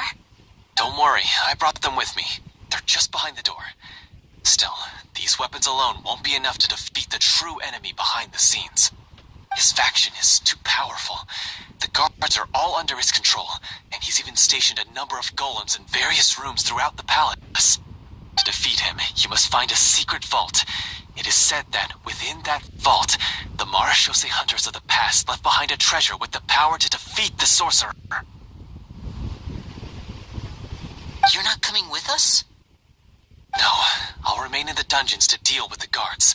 I'll try my best to distract them so they don't go after you. As long as my identity is not revealed, I'll be able to aid you when the final battle comes. In that case, please stay safe. Thank you for your concern. I will do my utmost. As for the location of the vault, here, this map should lead you there.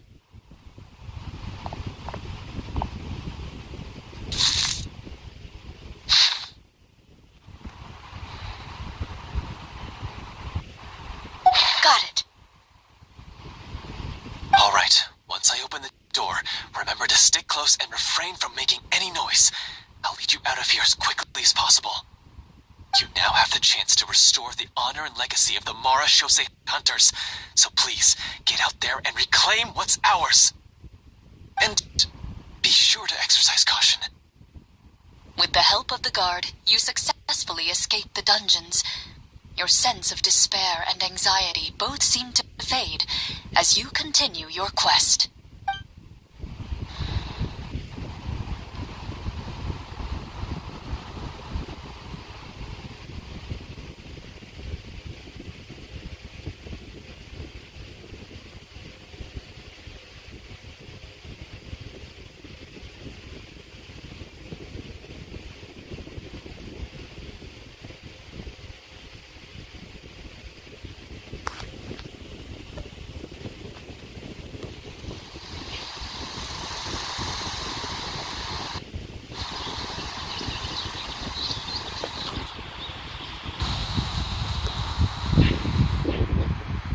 Wait, we didn't get to use our skills at all while we were in prison. Who knows when we're gonna get the chance to use that cool summon spell? That is a pity, but we can only continue to move forward.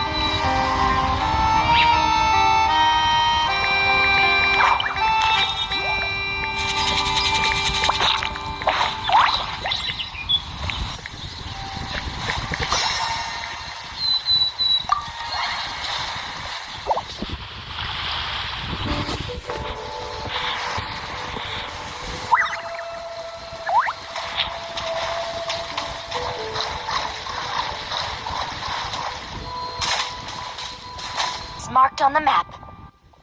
Look. Wow, you really meant that. Before you lies a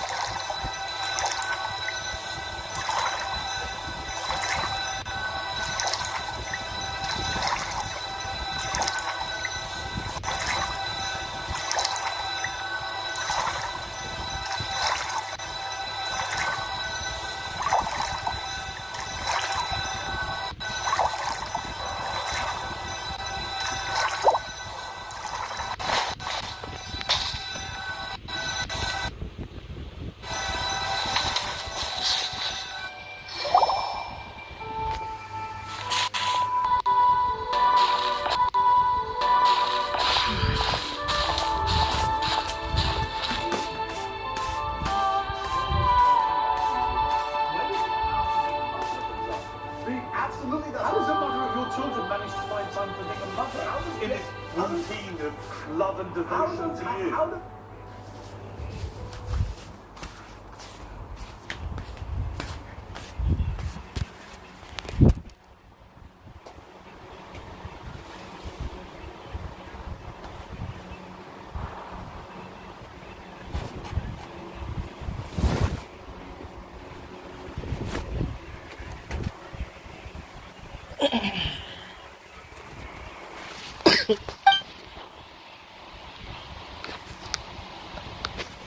Oh, what's the matter?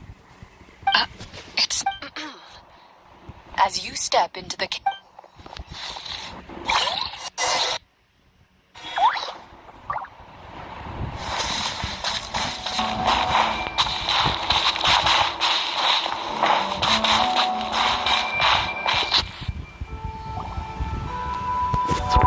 Wow, this must be where the treasure is hidden. But this door is blocking our way in. It almost looks like it's been here for quite some time. I've got to hand it to the tabletop troupe.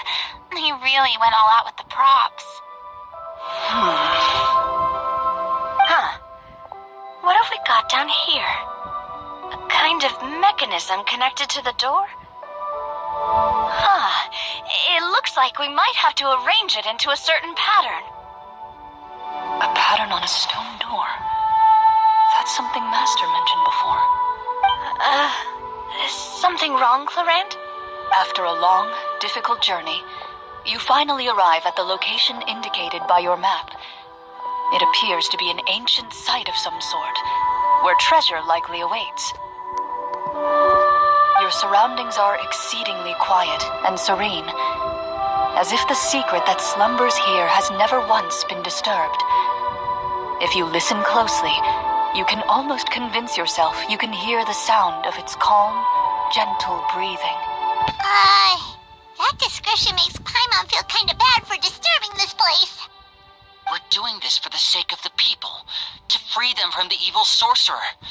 I say it's time for this treasure to once again see the light of day. Linny's right. We need to keep going. The future of the kingdom depends on it. The next part of the story requires us to solve the puzzle, right? Let's start exploring the area. Yes, that should be fine. Something feels off about all this. Guess I'll just have to improvise.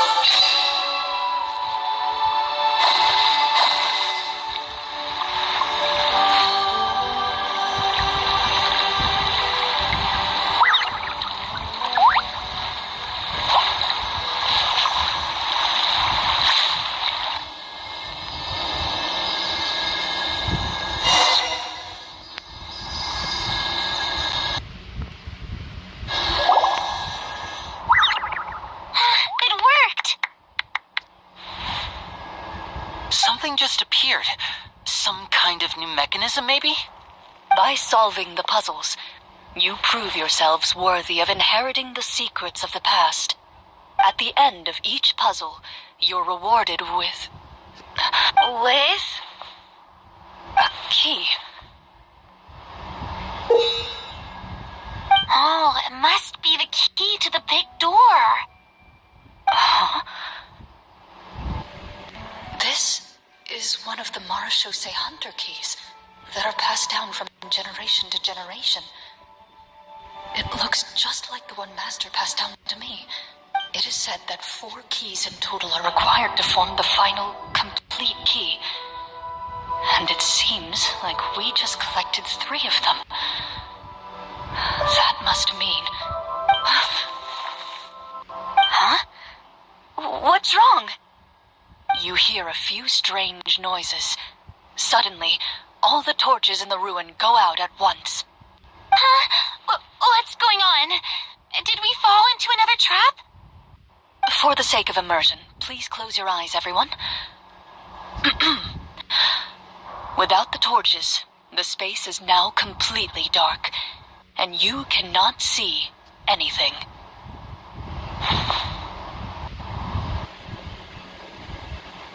But Paimon can still see a little bit over here. Paimon, don't break other people's immersion. Oh, right. Sorry. Suddenly, you hear the sound of footsteps pierce through the darkness. There's someone else here. Oh, this is so unsettling. I can't see anything. I've been discovered then? Wait, that voice, it's... You recognize the voice as belonging to the guard who led you to this place. It appears he now covets the treasure for himself, and has come to stake his claim. Oh, so this is just part of the script. Then I can probably relax. Well, if we can't see anything, that means we can't fight to the fullest of our abilities. Should we retreat for now? Judging by the way he's holding his sword, he must be a real Marechaussee Hunter. But this isn't part of the script. Retreat! That's not the Hunter way. If it's dark for us, then it's dark for him. We choose to fight. Your choice is noted. Please keep your eyes closed until I tell you the torches have been relit. This battle will be in the dark. You got it. Well then, let us begin.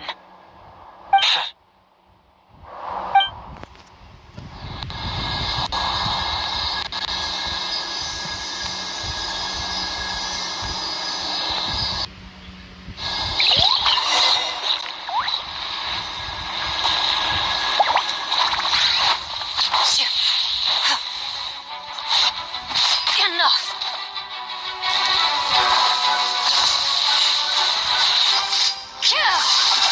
I'd like to try to hit him with my sword.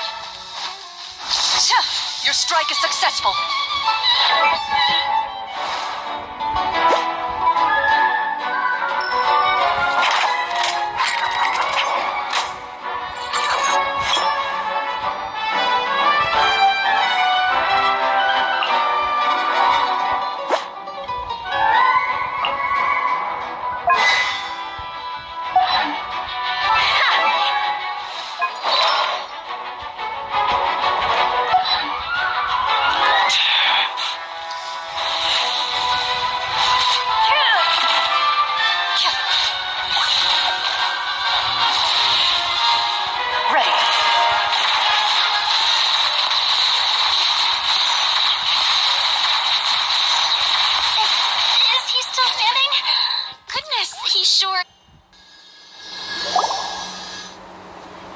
Is it over? Can we open our eyes now? The enemy is strong and relentless, but the battle is nearing its end. The torches have not been relit. What about now? Final strike.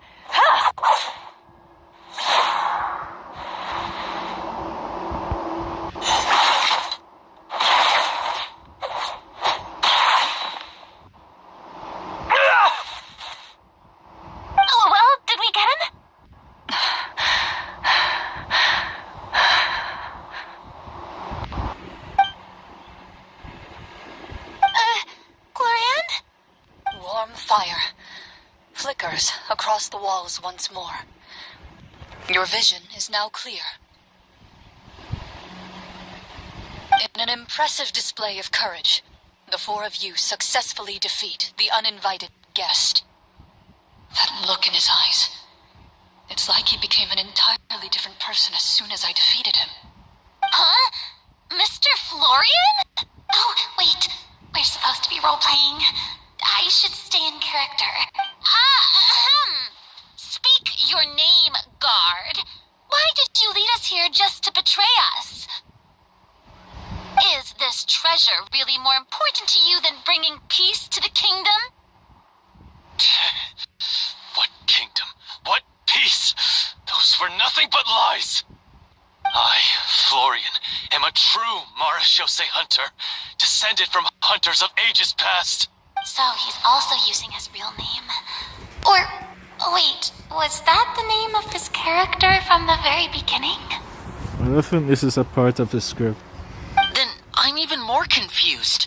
If you truly are a Marachose hunter, shouldn't you want to help us just like you said before?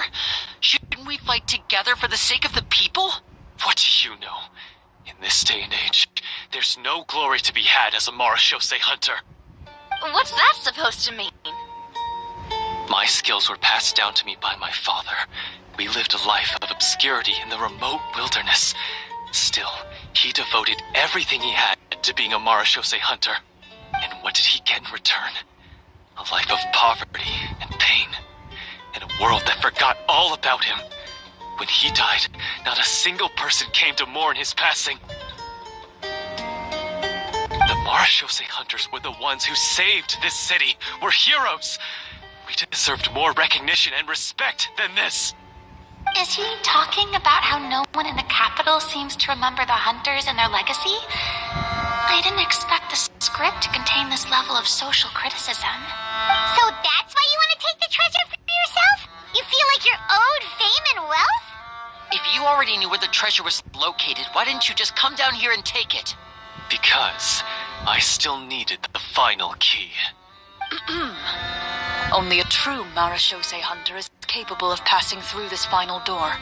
As someone who sought to hurt others for his own gain, Florian lost that right long ago. Okay, but what is this treasure anyway?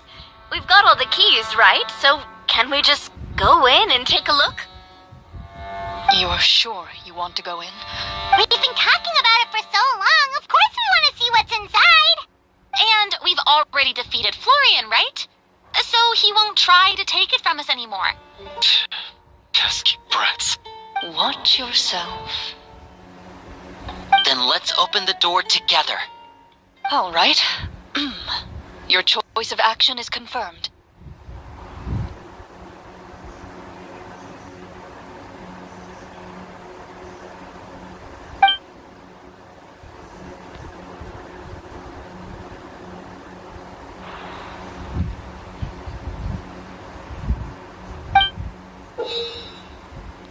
Before you, the door to the treasure, sealed and undisturbed for more than 100 years, finally swings open.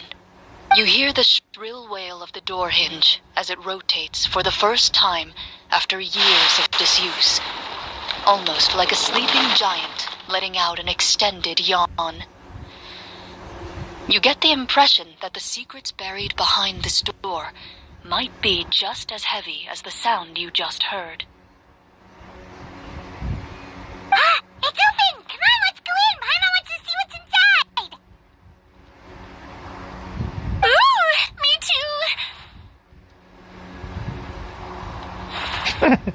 too! You thought so? Ugh, uncovering hidden treasure is the most exciting part of adventuring. What do we have here? A stone tablet? And some shabby weapons? Maybe they are from the other Marachose hunters. You call this a treasure vault? Looks more like an abandoned warehouse. Maybe the troop ran out of budget at the end? They provided a super immersive experience at the beginning only to drop the ball at the most important part. They could have at least filled this place with get it now. Paimon, this is the real Marashose Hunter treasure. This is it? The Marashose Hunter treasure is just a stone slab and some broken swords? I can't believe it. I refuse to believe it!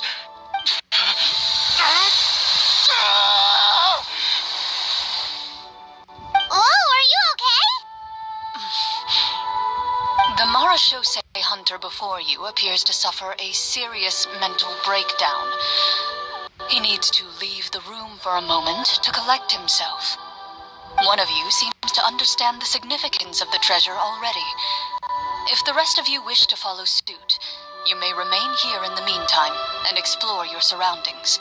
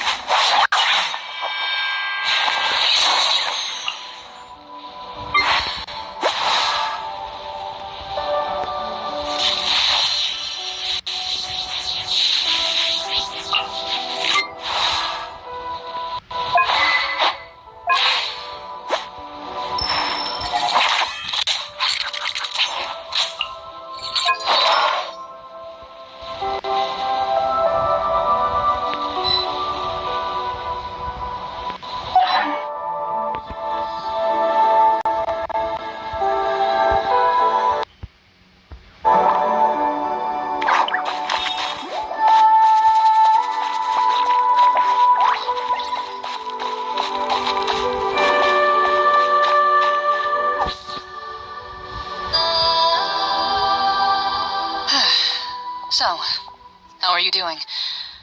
Feeling any better? What just happened? Do you remember how you got here? Or what happened to your body just now? I remember now. I brought you here because I wanted to... The explosives in the cave! You mean these? How did you... I could tell something was off the moment I stepped into this cave, so I kept an eye out. I've already dismantled the whole thing. So the strongest champion duelist in all of Fontaine saved the day once again. Guess I shouldn't be surprised. It would seem your skills as a Marashose hunter are as sharp as ever. I deserve some answers, don't you think? Tell me why you wanted to lure me here. Everything you said earlier sounded like the truth. Luckily, your monologue was dramatic enough to convince my friends you were just role-playing. I don't know. I just always felt like there was something in my heart that didn't belong to me. Something agitated and angry. Who knows? Maybe it was my own anger all along. I could never really tell. The feelings about my father and the other Marashose hunters are real. It just wasn't fair. I was angry, bitter that no one remembered them or praised their accomplishments. I don't know when it started, but at some point, my anger came to completely consume me. At that point, I remembered the legend my father used to tell me. The one about the treasure. But if the treasure was all you cared about, why plant all those explosives? Wouldn't they just destroy the treasure and bury you along with it? I can't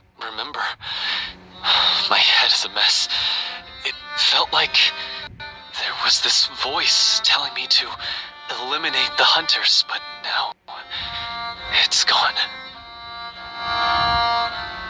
From your description, I suspect you were dealing with a Devorator. Devorator? Devorator. Oh, your master... your father, I mean, never talked about it? It was a kind of monster that was active several centuries ago. No, I've heard of it. I'm just not sure why you suddenly... Wait, it can't be. The seal! The seal? My family has served as Marechaussee hunters for many generations. But the title and swordsmanship weren't the only things passed down over our line. There was a seal as well. My father instructed me to always watch over that seal and maintain it regularly. He said it had been passed down over a truly ancient age, and protecting it was our clan's most important duty. But I neglected that duty after he died. I finally decided to come down and check on it one day, and that's where my memories become fuzzy. The Devorator would be a formidable adversary for any mortal being, even ones as capable as the Hunters. If you lacked the power to completely destroy it, you could easily fall prey to its influence and corruption. In light of this, some Marechaussee hunters chose to seal the Devorator away, in the hopes that a permanent solution would come with the passage of time. My herd has the power to amplify the obsessions and desires in people's hearts, to the point where they overtake you entirely. It would seem I'm not just lacking in skill with a blade, but in mental fortitude as well. And yet, you were able to retrieve 3 of the 4 keys. If I remember correctly, each was entrusted to a respected and capable hunter. How did you manage it? One of them belonged to my father. The second I stole from a different hunter. And the third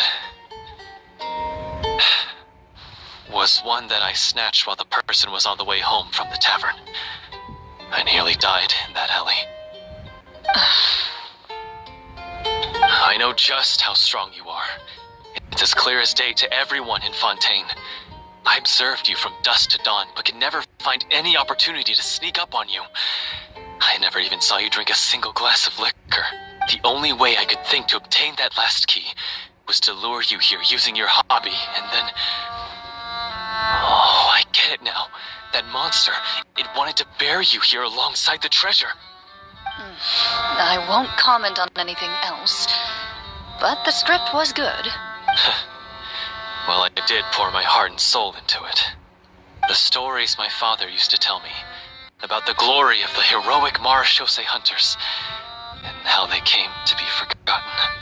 It's more than just a story. Huh? You're proud to be a hunter. You're still holding onto that part of yourself, no matter how small. I have done so many despicable things. I have nothing to be proud of. Then explain the purpose of the evil sorcerer in your story. Isn't he the true antagonist? The one who sought nothing but his own gain, and used the people as pawns to attain it? In your heart of hearts, he was the one you truly wanted to defeat. But I've already tainted my sword. I no longer have any right to...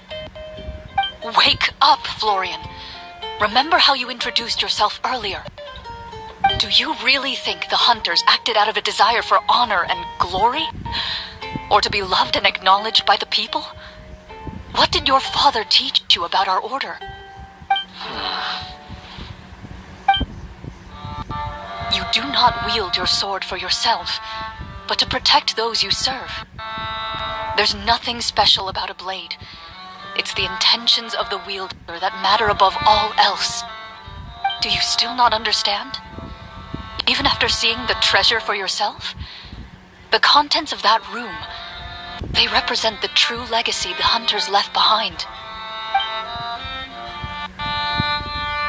You're right. I am a Marechaussee hunter, It's time for me to redeem. No, to finally serve the people I vowed to protect all along. I wouldn't be so quick to push aside the need for redemption. I know. That's a charge I won't bother to defend myself against. Good. Then, come with me. And help me see the script through to the end. See the script through to the end? But there's no more script left. Never finished it, huh? No, I mean, I wrote the script with the sole purpose of luring you all here. There was no reason to write beyond this point. Then we'll just have to keep writing it. The evil sorcerer still needs to be defeated. You mean the Devorator? Are you saying I have to make up the rest of the script as we go along? Is that really so hard? You've already written most of it. Surely you can write an ending where the hunters win and justice prevails. I'll be there to help you too. You aren't afraid your party will fall into danger? I know what my friends are capable of, and they're all quite skilled. Besides, I need their help. Then, are you going to tell them the truth about all this? I don't intend to spoil the fun. Sometimes, protecting dreams and fantasies is more important than exposing the truth. Don't you think?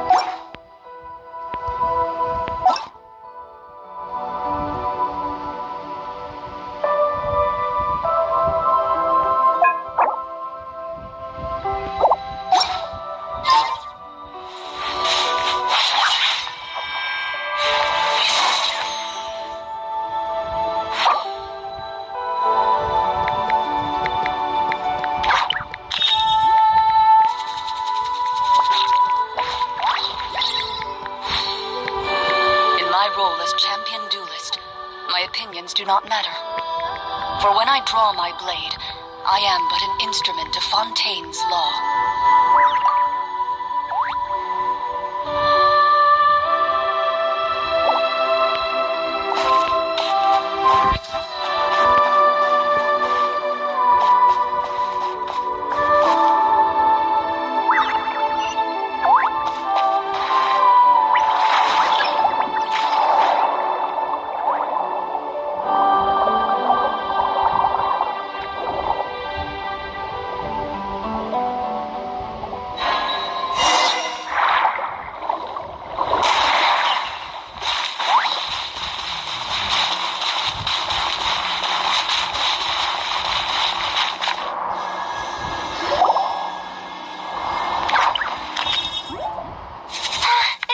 Just appeared. By solving the puzzles, you prove yourselves worthy of inheriting the secrets of the past. At the end of each puzzle, you're rewarded with a key. Oh, it must be the key to the big... It is said that 4 keys in total are required to form the final, complete key. And it seems like we... Huh? What's wrong? You hear a few strange noises. Suddenly, all the torches in the ruin go out at once. Huh? What's going on? Did we fall into another trap? For the sake of a... But Paimon can still see a little bit over... Oh, right. Sorry. Suddenly... Wait. That voice, it's...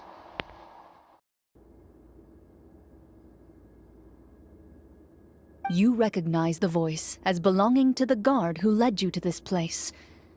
It appears he now... Oh, so... well... Judging by the way... Retreat! Your choice is... You got... Well then.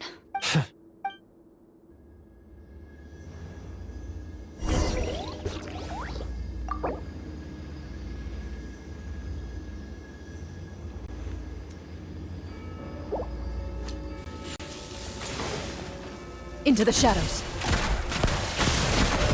I'd like to try to hit him with my sword. Your strike is successful. Ha! You're facing a veteran Marshose. Is he still standing?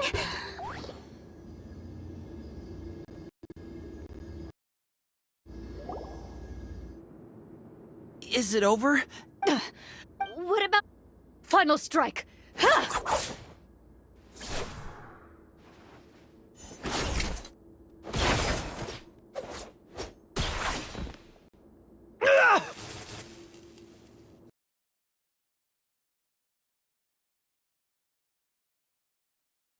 Well... Warm fire flickers across the walls once more. Your vision is now clear. In an that look... Huh? Oh, wait. Speak your name, guard. Is this... So he's all... Then What do you know? What's that My skills were... And what did he get in return? A life of poverty and pain. The Marshal... Is he talking? So that... If you already knew... Because... Only a true Marashose, as someone who... Okay. You're sure? We've been talking about it for so long, of course. And we've already defeated Florian, right? What you're... Then let's open the door together. All right.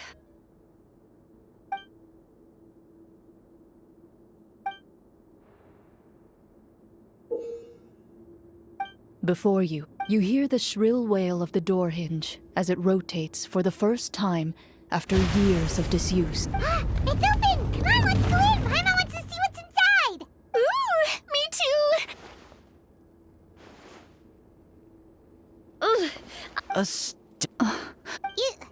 Maybe the They provided... Wait. Huh? Whoa, are you... The Marashose hunter before you appears to suffer a serious mental breakdown. One of you seems to understand the significance.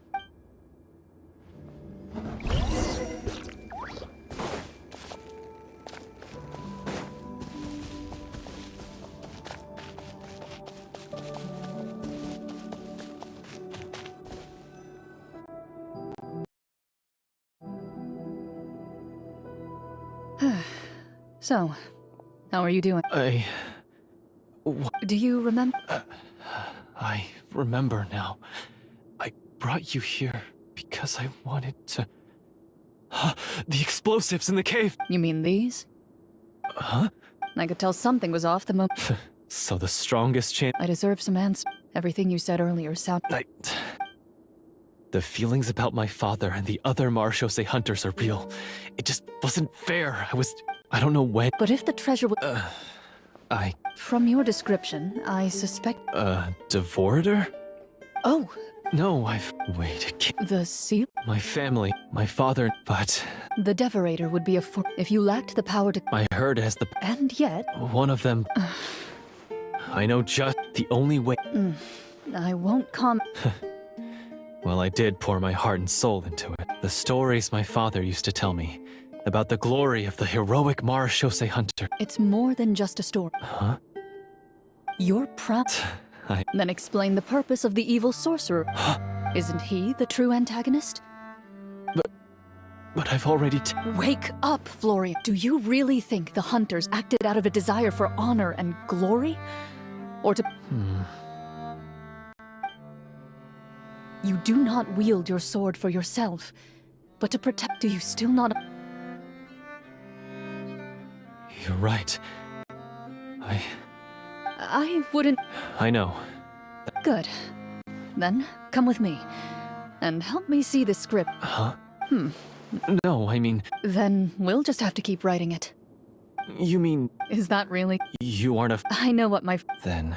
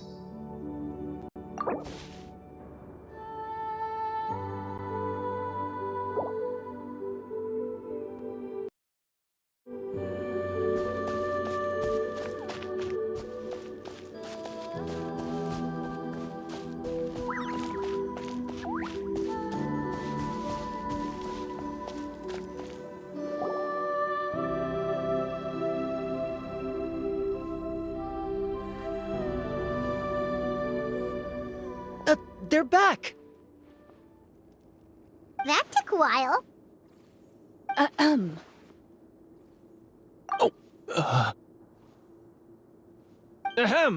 My fellow Marechaussee hunters, please forgive me, for I have sinned.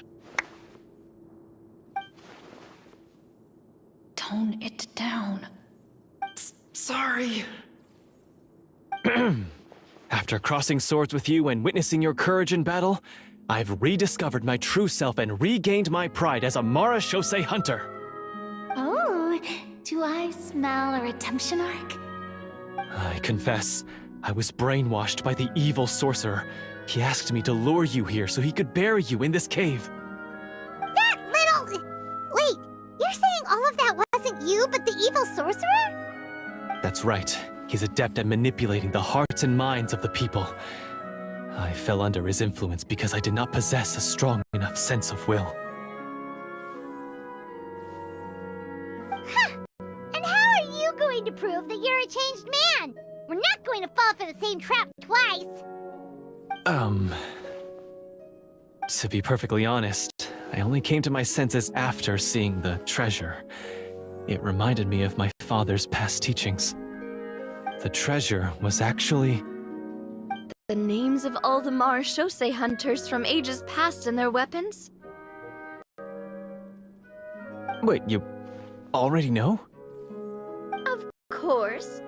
Don't underestimate a veteran role-player's exploration skills. Oh, wait, I mean Marashose Hunter Navia's exploration skills. We just finished reading through the content of the stone tablet. That tablet recorded the lives of some fascinating people. For example, this Marashose Hunter called Est. She inherited the responsibilities of the Golden Hunter and passed judgment on many people. But in private, she had a very easygoing personality. Her favorite pastime was singing and dancing with her friends, and she was said to have a beautiful voice. So, she was just like you. Oh, you really think so? Well, when you put it that way, I suppose I also have a few things in common with this Walter. Working as an executioner, he supposedly used a countless number of tricks to confound his enemies in battle. Oh, if only I could have seen the feats of magic he pulled off back then. Their lives were all so exciting. You could write so many cool books about their accomplishments. How could they have all been forgotten? Because they chose to be. To hunt monsters that only appear in the shadows, you must also operate in the dark. To be a Marashose hunter is to willingly give up on wealth and fame. Then this stone tablet must have been left behind by their companions. That's right. Few Marashose hunters ever revealed their identity to the public. They always protected the city from the shadows. The only time they spoke of their accomplishments would be at night, when they gathered with their fellow hunters in front of the bonfire to share stories of the monsters slain by their hand.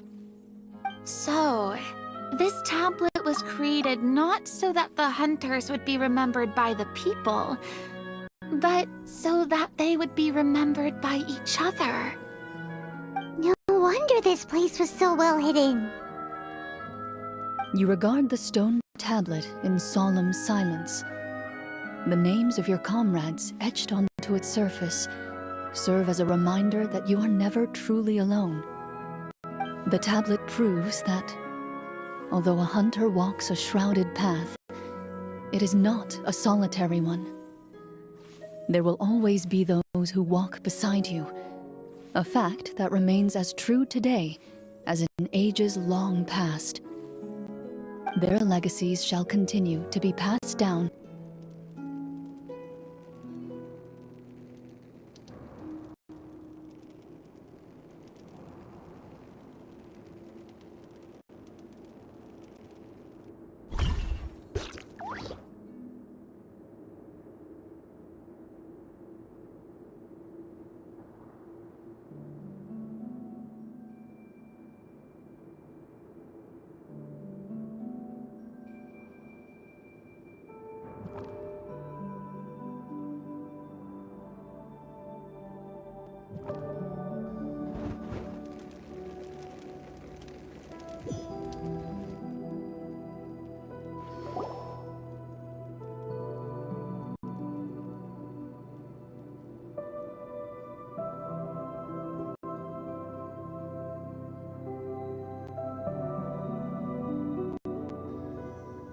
They're back! That took a while. Ahem!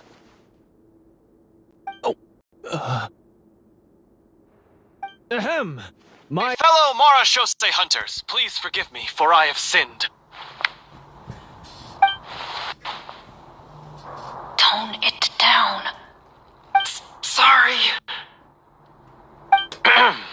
After crossing swords with you and witnessing your courage in battle, I've rediscovered my true self and regained my pride as a Marashose hunter.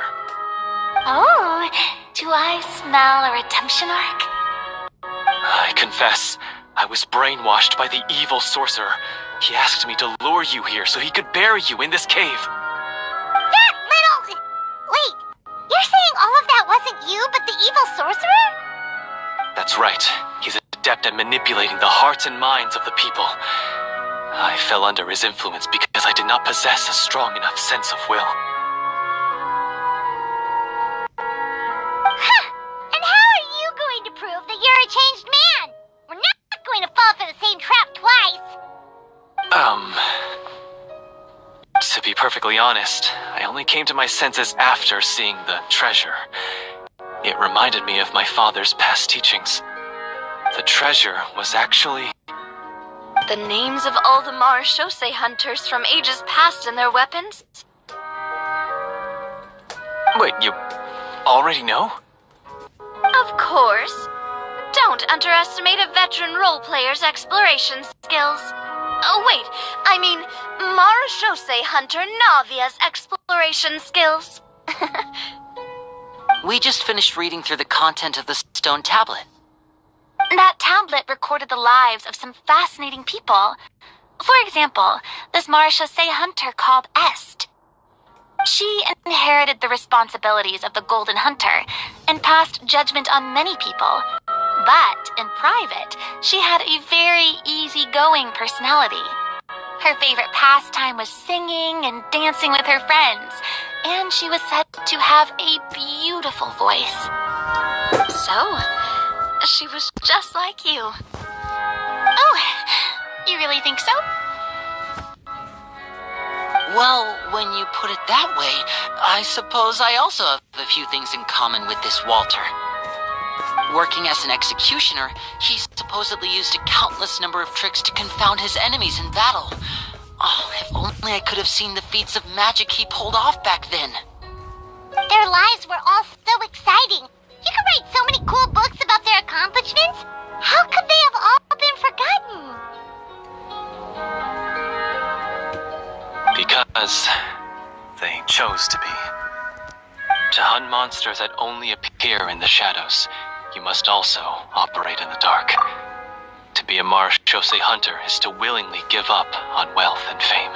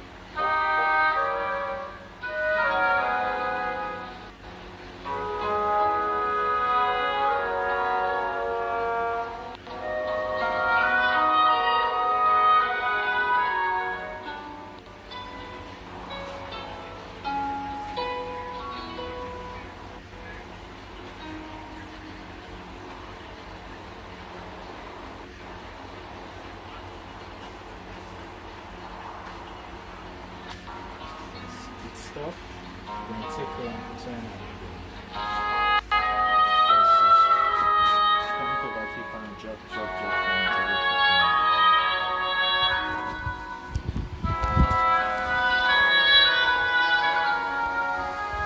Then this stone tablet must have been left behind by their companions.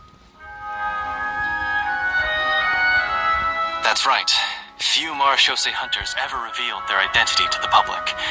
They always protected the city from the shadows. The only time they spoke of their accomplishments would be at night, when they gathered with their fellow hunters in front of the bonfire to share stories of the monsters slain by their hand.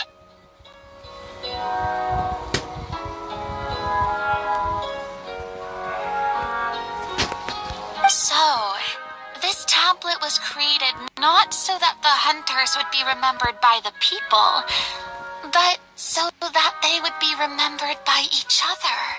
No wonder this place was so well hidden. You regard the stone tablet in solemn silence.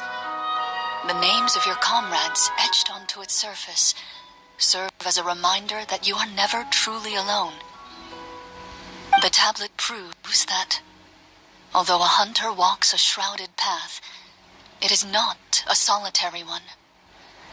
There will always be those who walk beside you, a fact that remains as true today as in ages long past. Their legacies shall continue to be passed down from generation to generation, as everlasting as the stone onto which their names are carved. Father, you once told me that I should seek out the treasure if I ever became lost. So this is what you wanted me to find.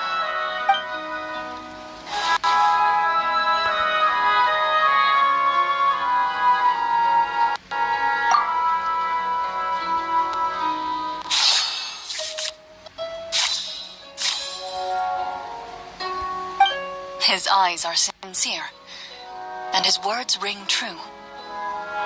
You can tell that every word he spoke just now came from the bottom of his heart. I implore you, everyone, please give me a chance to make up for all I've done. Allow me to fight alongside you and defeat the evil sorcerer that threatens the peace and prosperity of everyone in this kingdom. Well, I say we let you join. Sounds good to me too. Everyone makes mistakes. What matters is what you do to make up for them. I have no objections, but Mr. Florian, do you even know how to defeat the evil sorcerer? When he took over my mind, I gained some insight into his thoughts. Every time I thought of the treasure, he reacted with a strong sense of fear. Huh? He's afraid of the treasure? But there's nothing here except some broken weapons and the stone tablet. What if the secret's hidden inside these weapons? GM, permission to investigate.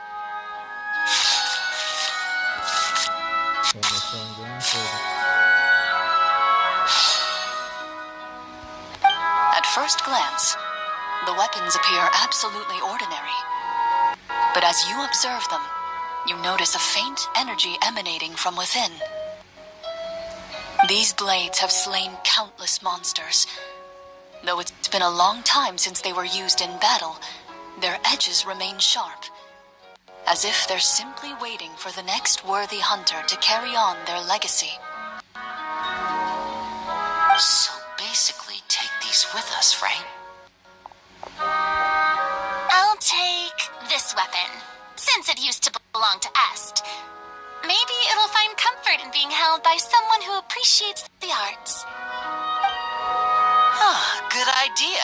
I'll take Mr. Walter's bow then, from one archer magician to another.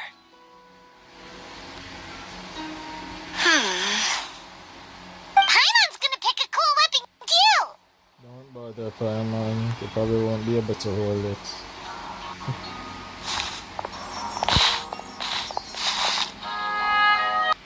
As you grip your weapons, you can almost feel the will of past hunters coursing through your being. It's a feeling of courage, determination, A silent vow passed down from generation to generation that says, eradicate the monsters, no matter the cost.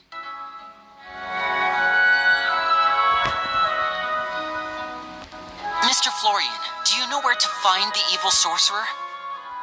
I was able to see his surroundings when our minds were connected.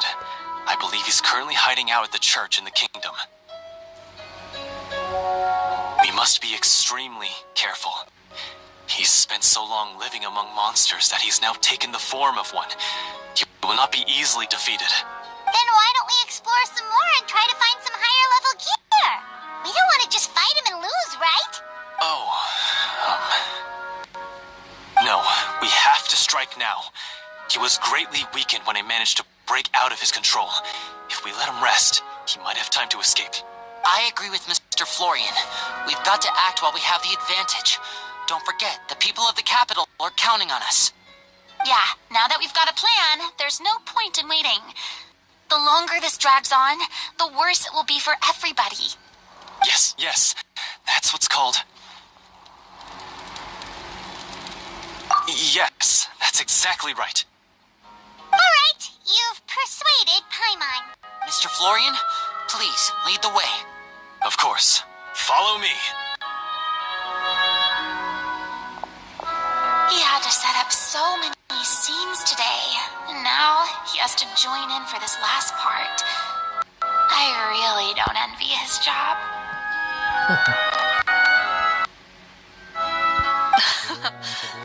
Finally, you decide to slay the evil sorcerer and bring peace back to the kingdom once and for all.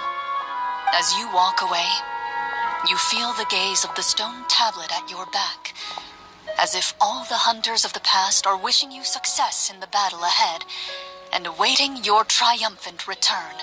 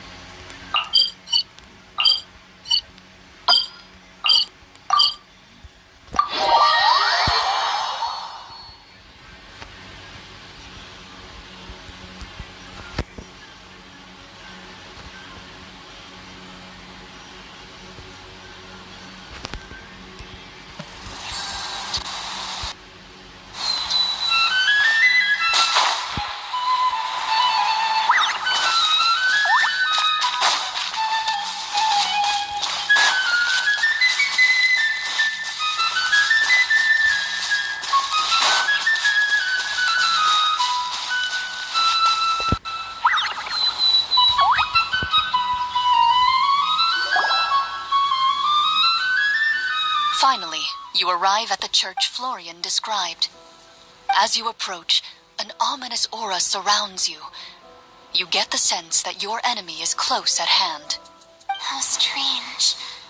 This uneasy feeling seems so real. How did they manage that? Now, it is time for the final battle. Let's go!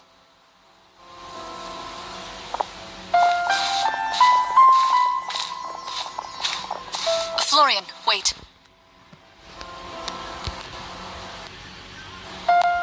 What's wrong? I think you should wait outside. You've already been corrupted by the Devorator once. It could easily re-enter your mind and take control of your body. I don't think it's a good idea for you to be this close. If it corrupts you again, it's possible you might take on a new form entirely. That's exactly why I have to go. Why I should be at the very front. You mean... Yes. I intend to lure it into my body. That's too risky. If things get out of hand, I might have to kill you. Do you understand how dangerous this is? I understand, but if I do this, you'll have a clear and visible target. The Devorator will have a hard time passing up a chance to enter a body it knows how to control. You won't have to worry about any of your friends being taken over.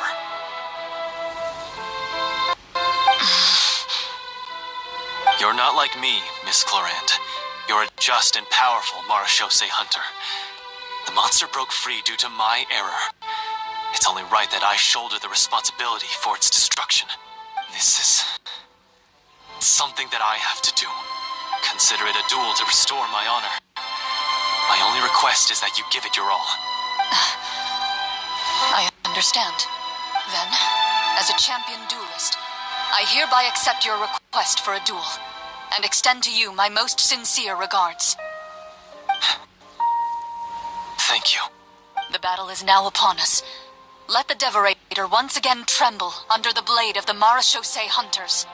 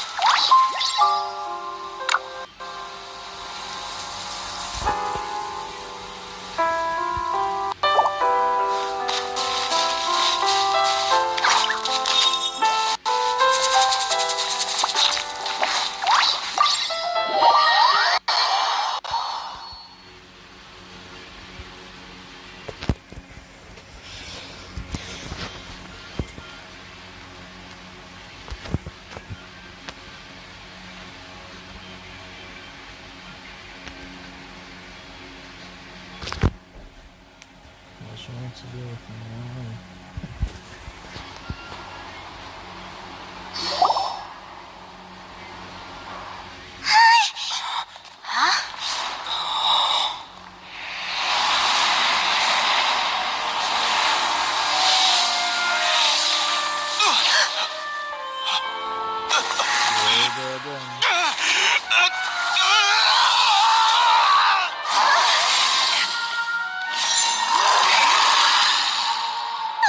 So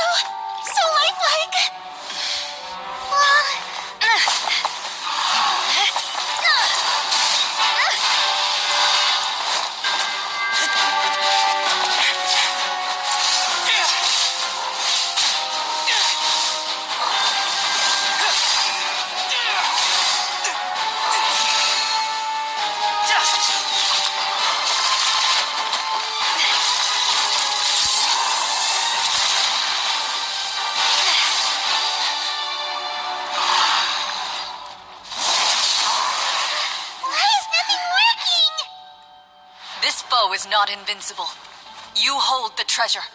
The power to defeat it in your own 2 hands. The treasure? You mean... The names. It's the Marechaussee Hunters' names. How are we supposed to... You forget, Paimon? There's still one skill we saved until the very end. Hunters fight not for fame, but to aid the people whenever they are summoned. Walter the Marechaussee Hunter, master of 1,000 tricks, executioner of the Phantom Hunters, I call for aid! Est, the Marechaussee Hunter, inheritor of Cassiodor's will, judge of the Shadow Hunters. Answer my call!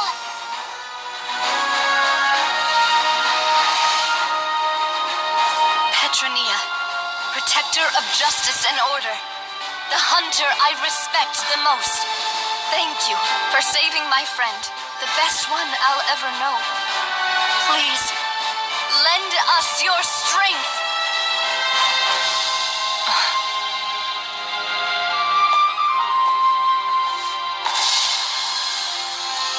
We have come to answer your summons.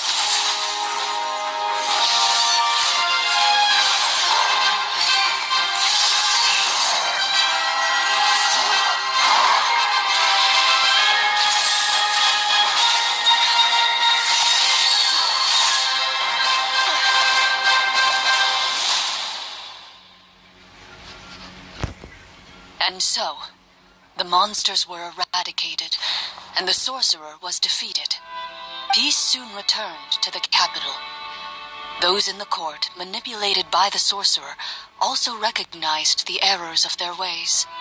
Some remembered the names of the heroes who saved their kingdom, but others simply continued their lives none the wiser. Such is the story of the Marechaussee Hunters. They pursue the phantoms in the darkness and exterminate all who pose a threat. They will always protect the city and those within it, even should all memory of their accomplishments be forgotten by the very people they serve. I am assuming we've finally reached the end of the script. Yes, you've reached one of the better endings. It's a pretty solid story overall. I thought it was just an ordinary adventure at first, but the further we got into it, the more impressed I became with the production and the plot. That final battle especially. All the effects were super realistic. Oh, right. Yeah, totally.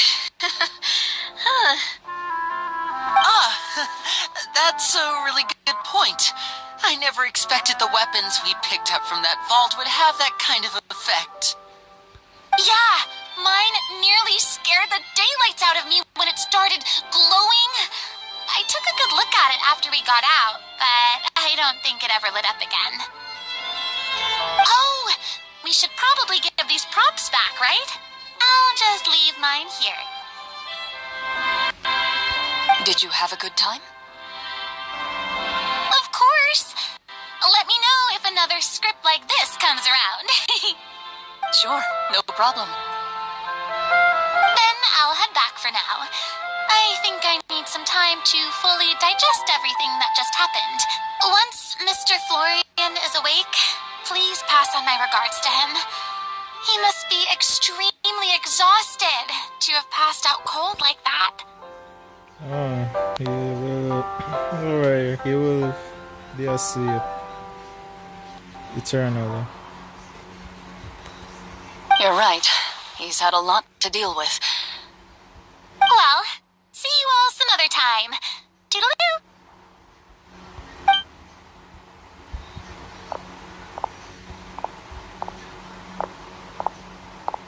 Okay, so, can I ask now? I think it should be fine, yeah. What in the world was going on back there? So you saw through all of that? That time in the cave when you told us to close our eyes, it'd be weirder if we didn't notice anything. I was dying of curiosity the entire time. I mean, you did a pretty bang-up job of pretending nothing had gone wrong. Farina actually looked like she thought all of it was planned. Guess none of us wanted to be the one to break the illusion. What are you all talking about? Oh, wait. Don't tell me Paimon never... Oh, this is all my fault. It's not too late to cover your ears. Here, Paimon, I'll do it for you. Bit late for that, don't you think? You're saying everything that happened back there wasn't actually part of the script? It's probably more accurate to say this was never a real scripted story to begin with. What? So loud. My head. Oh, you're still alive. Hey, you! Get up right now and explain yourself! Oh, stop with the show. No shaking, please! Oh, my head.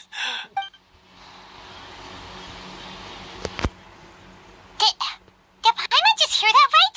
You guys made up that whole last part on the spot? It's not nice to lie to people, but Paimon's gotta admit, that was a really good story, Florian.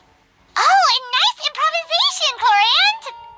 Yeah, it was like watching a magician improvise a spectacular magic trick after forgetting an important prop. If Paimon knew something was wrong with that vault, she would have floated straight in the opposite direction.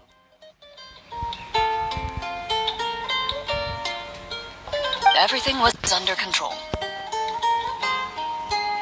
As if you've ever described a situation as being out of control. I'm pretty sure any situation you consider to be easy to handle would scare a reasonable person half to death.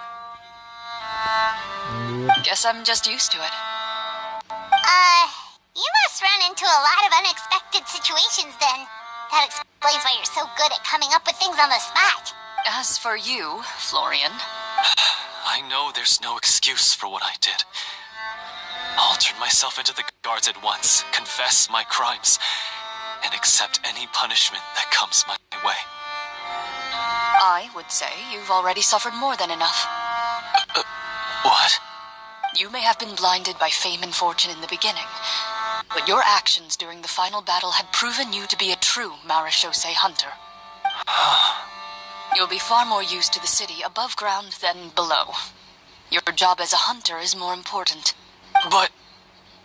Of course, you'll still need to take the keys and pay a personal visit to the 2 hunters you wronged. Prepare to accept any terms they give you as well. Yes, of course. As far as I'm concerned, though, your showing in the duel was enough to prove your honor.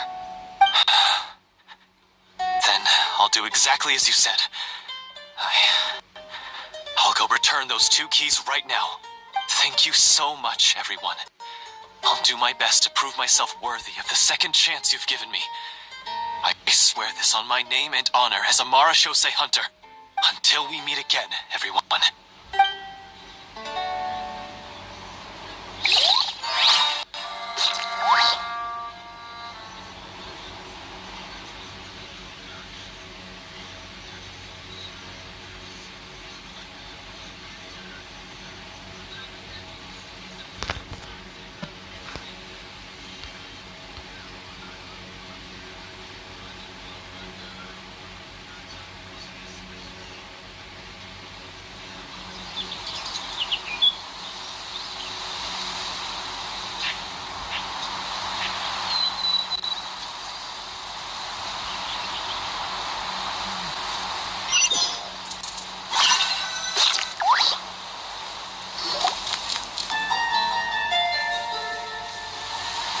Speaking of Marechaussee hunters, what should we do about the treasure in that cave? Leave it be. Are you sure? We could show it to people, make it so that the hunters are remembered. Don't you want that? True, but the Marechaussee hunters do not want that. No. Every name on that tablet made the same choice. All hunters know what the path entails. I am no exception. My identity as a Marechaussee hunter is not something I need people to remember. I wish only to be recognized as a champion duelist. Nothing more. That's certainly very different from the path of a magician. Still, I admire your decision. Wait, I just remembered something. If there were no special effects involved, why did our weapons begin to glow during the battle? That's because the Marashose hunters of ages past would often imbue their weapons with special enchantments to suppress the monsters. Whenever a monster was nearby, their weapons would start to glow. Oh, so that's why they had an effect on that guy near the end. I really thought the summons were doing all the work. Well, I'm sure the summons were a part of it too. Oh? How so? This particular devorator probably hailed from the same era as the hunters we saw in the room. The names you recited all belonged to the bravest hunters. Countless monsters fell to their blades. That's likely why the devorator visibly reacted when you said them out loud. So the names held the power all along! Navia, everything you said during your summon. Huh? Oh, I meant what I said. I mean, it was true to my character, so yeah, I'm glad you heard it. Just don't make me repeat myself. It's embarrassing. I really appreciated those words. All right. Don't get all sentimental on me. Anyway, let's not talk about that anymore. I'm going to go on ahead. Don't fall too far behind now.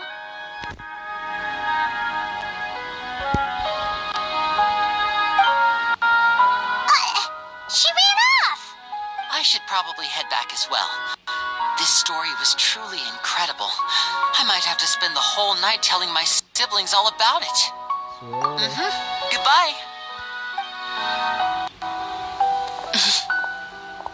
Traveler, should your name and deeds be forgotten, what do you think the significance of your journey will be? I suppose the significance would be the journey itself and the world we helped create. There's still value in the time I shared with everyone here, in the things we were able to accomplish, even if no one remembers them. A great answer. I'll remember it. What would your answer be, Clorinde? Me? The Marashose hunter says nothing in response to that question. Perhaps her answer lies in her silence. An unspoken vow left to echo through the night. The path she walks needs no explanation.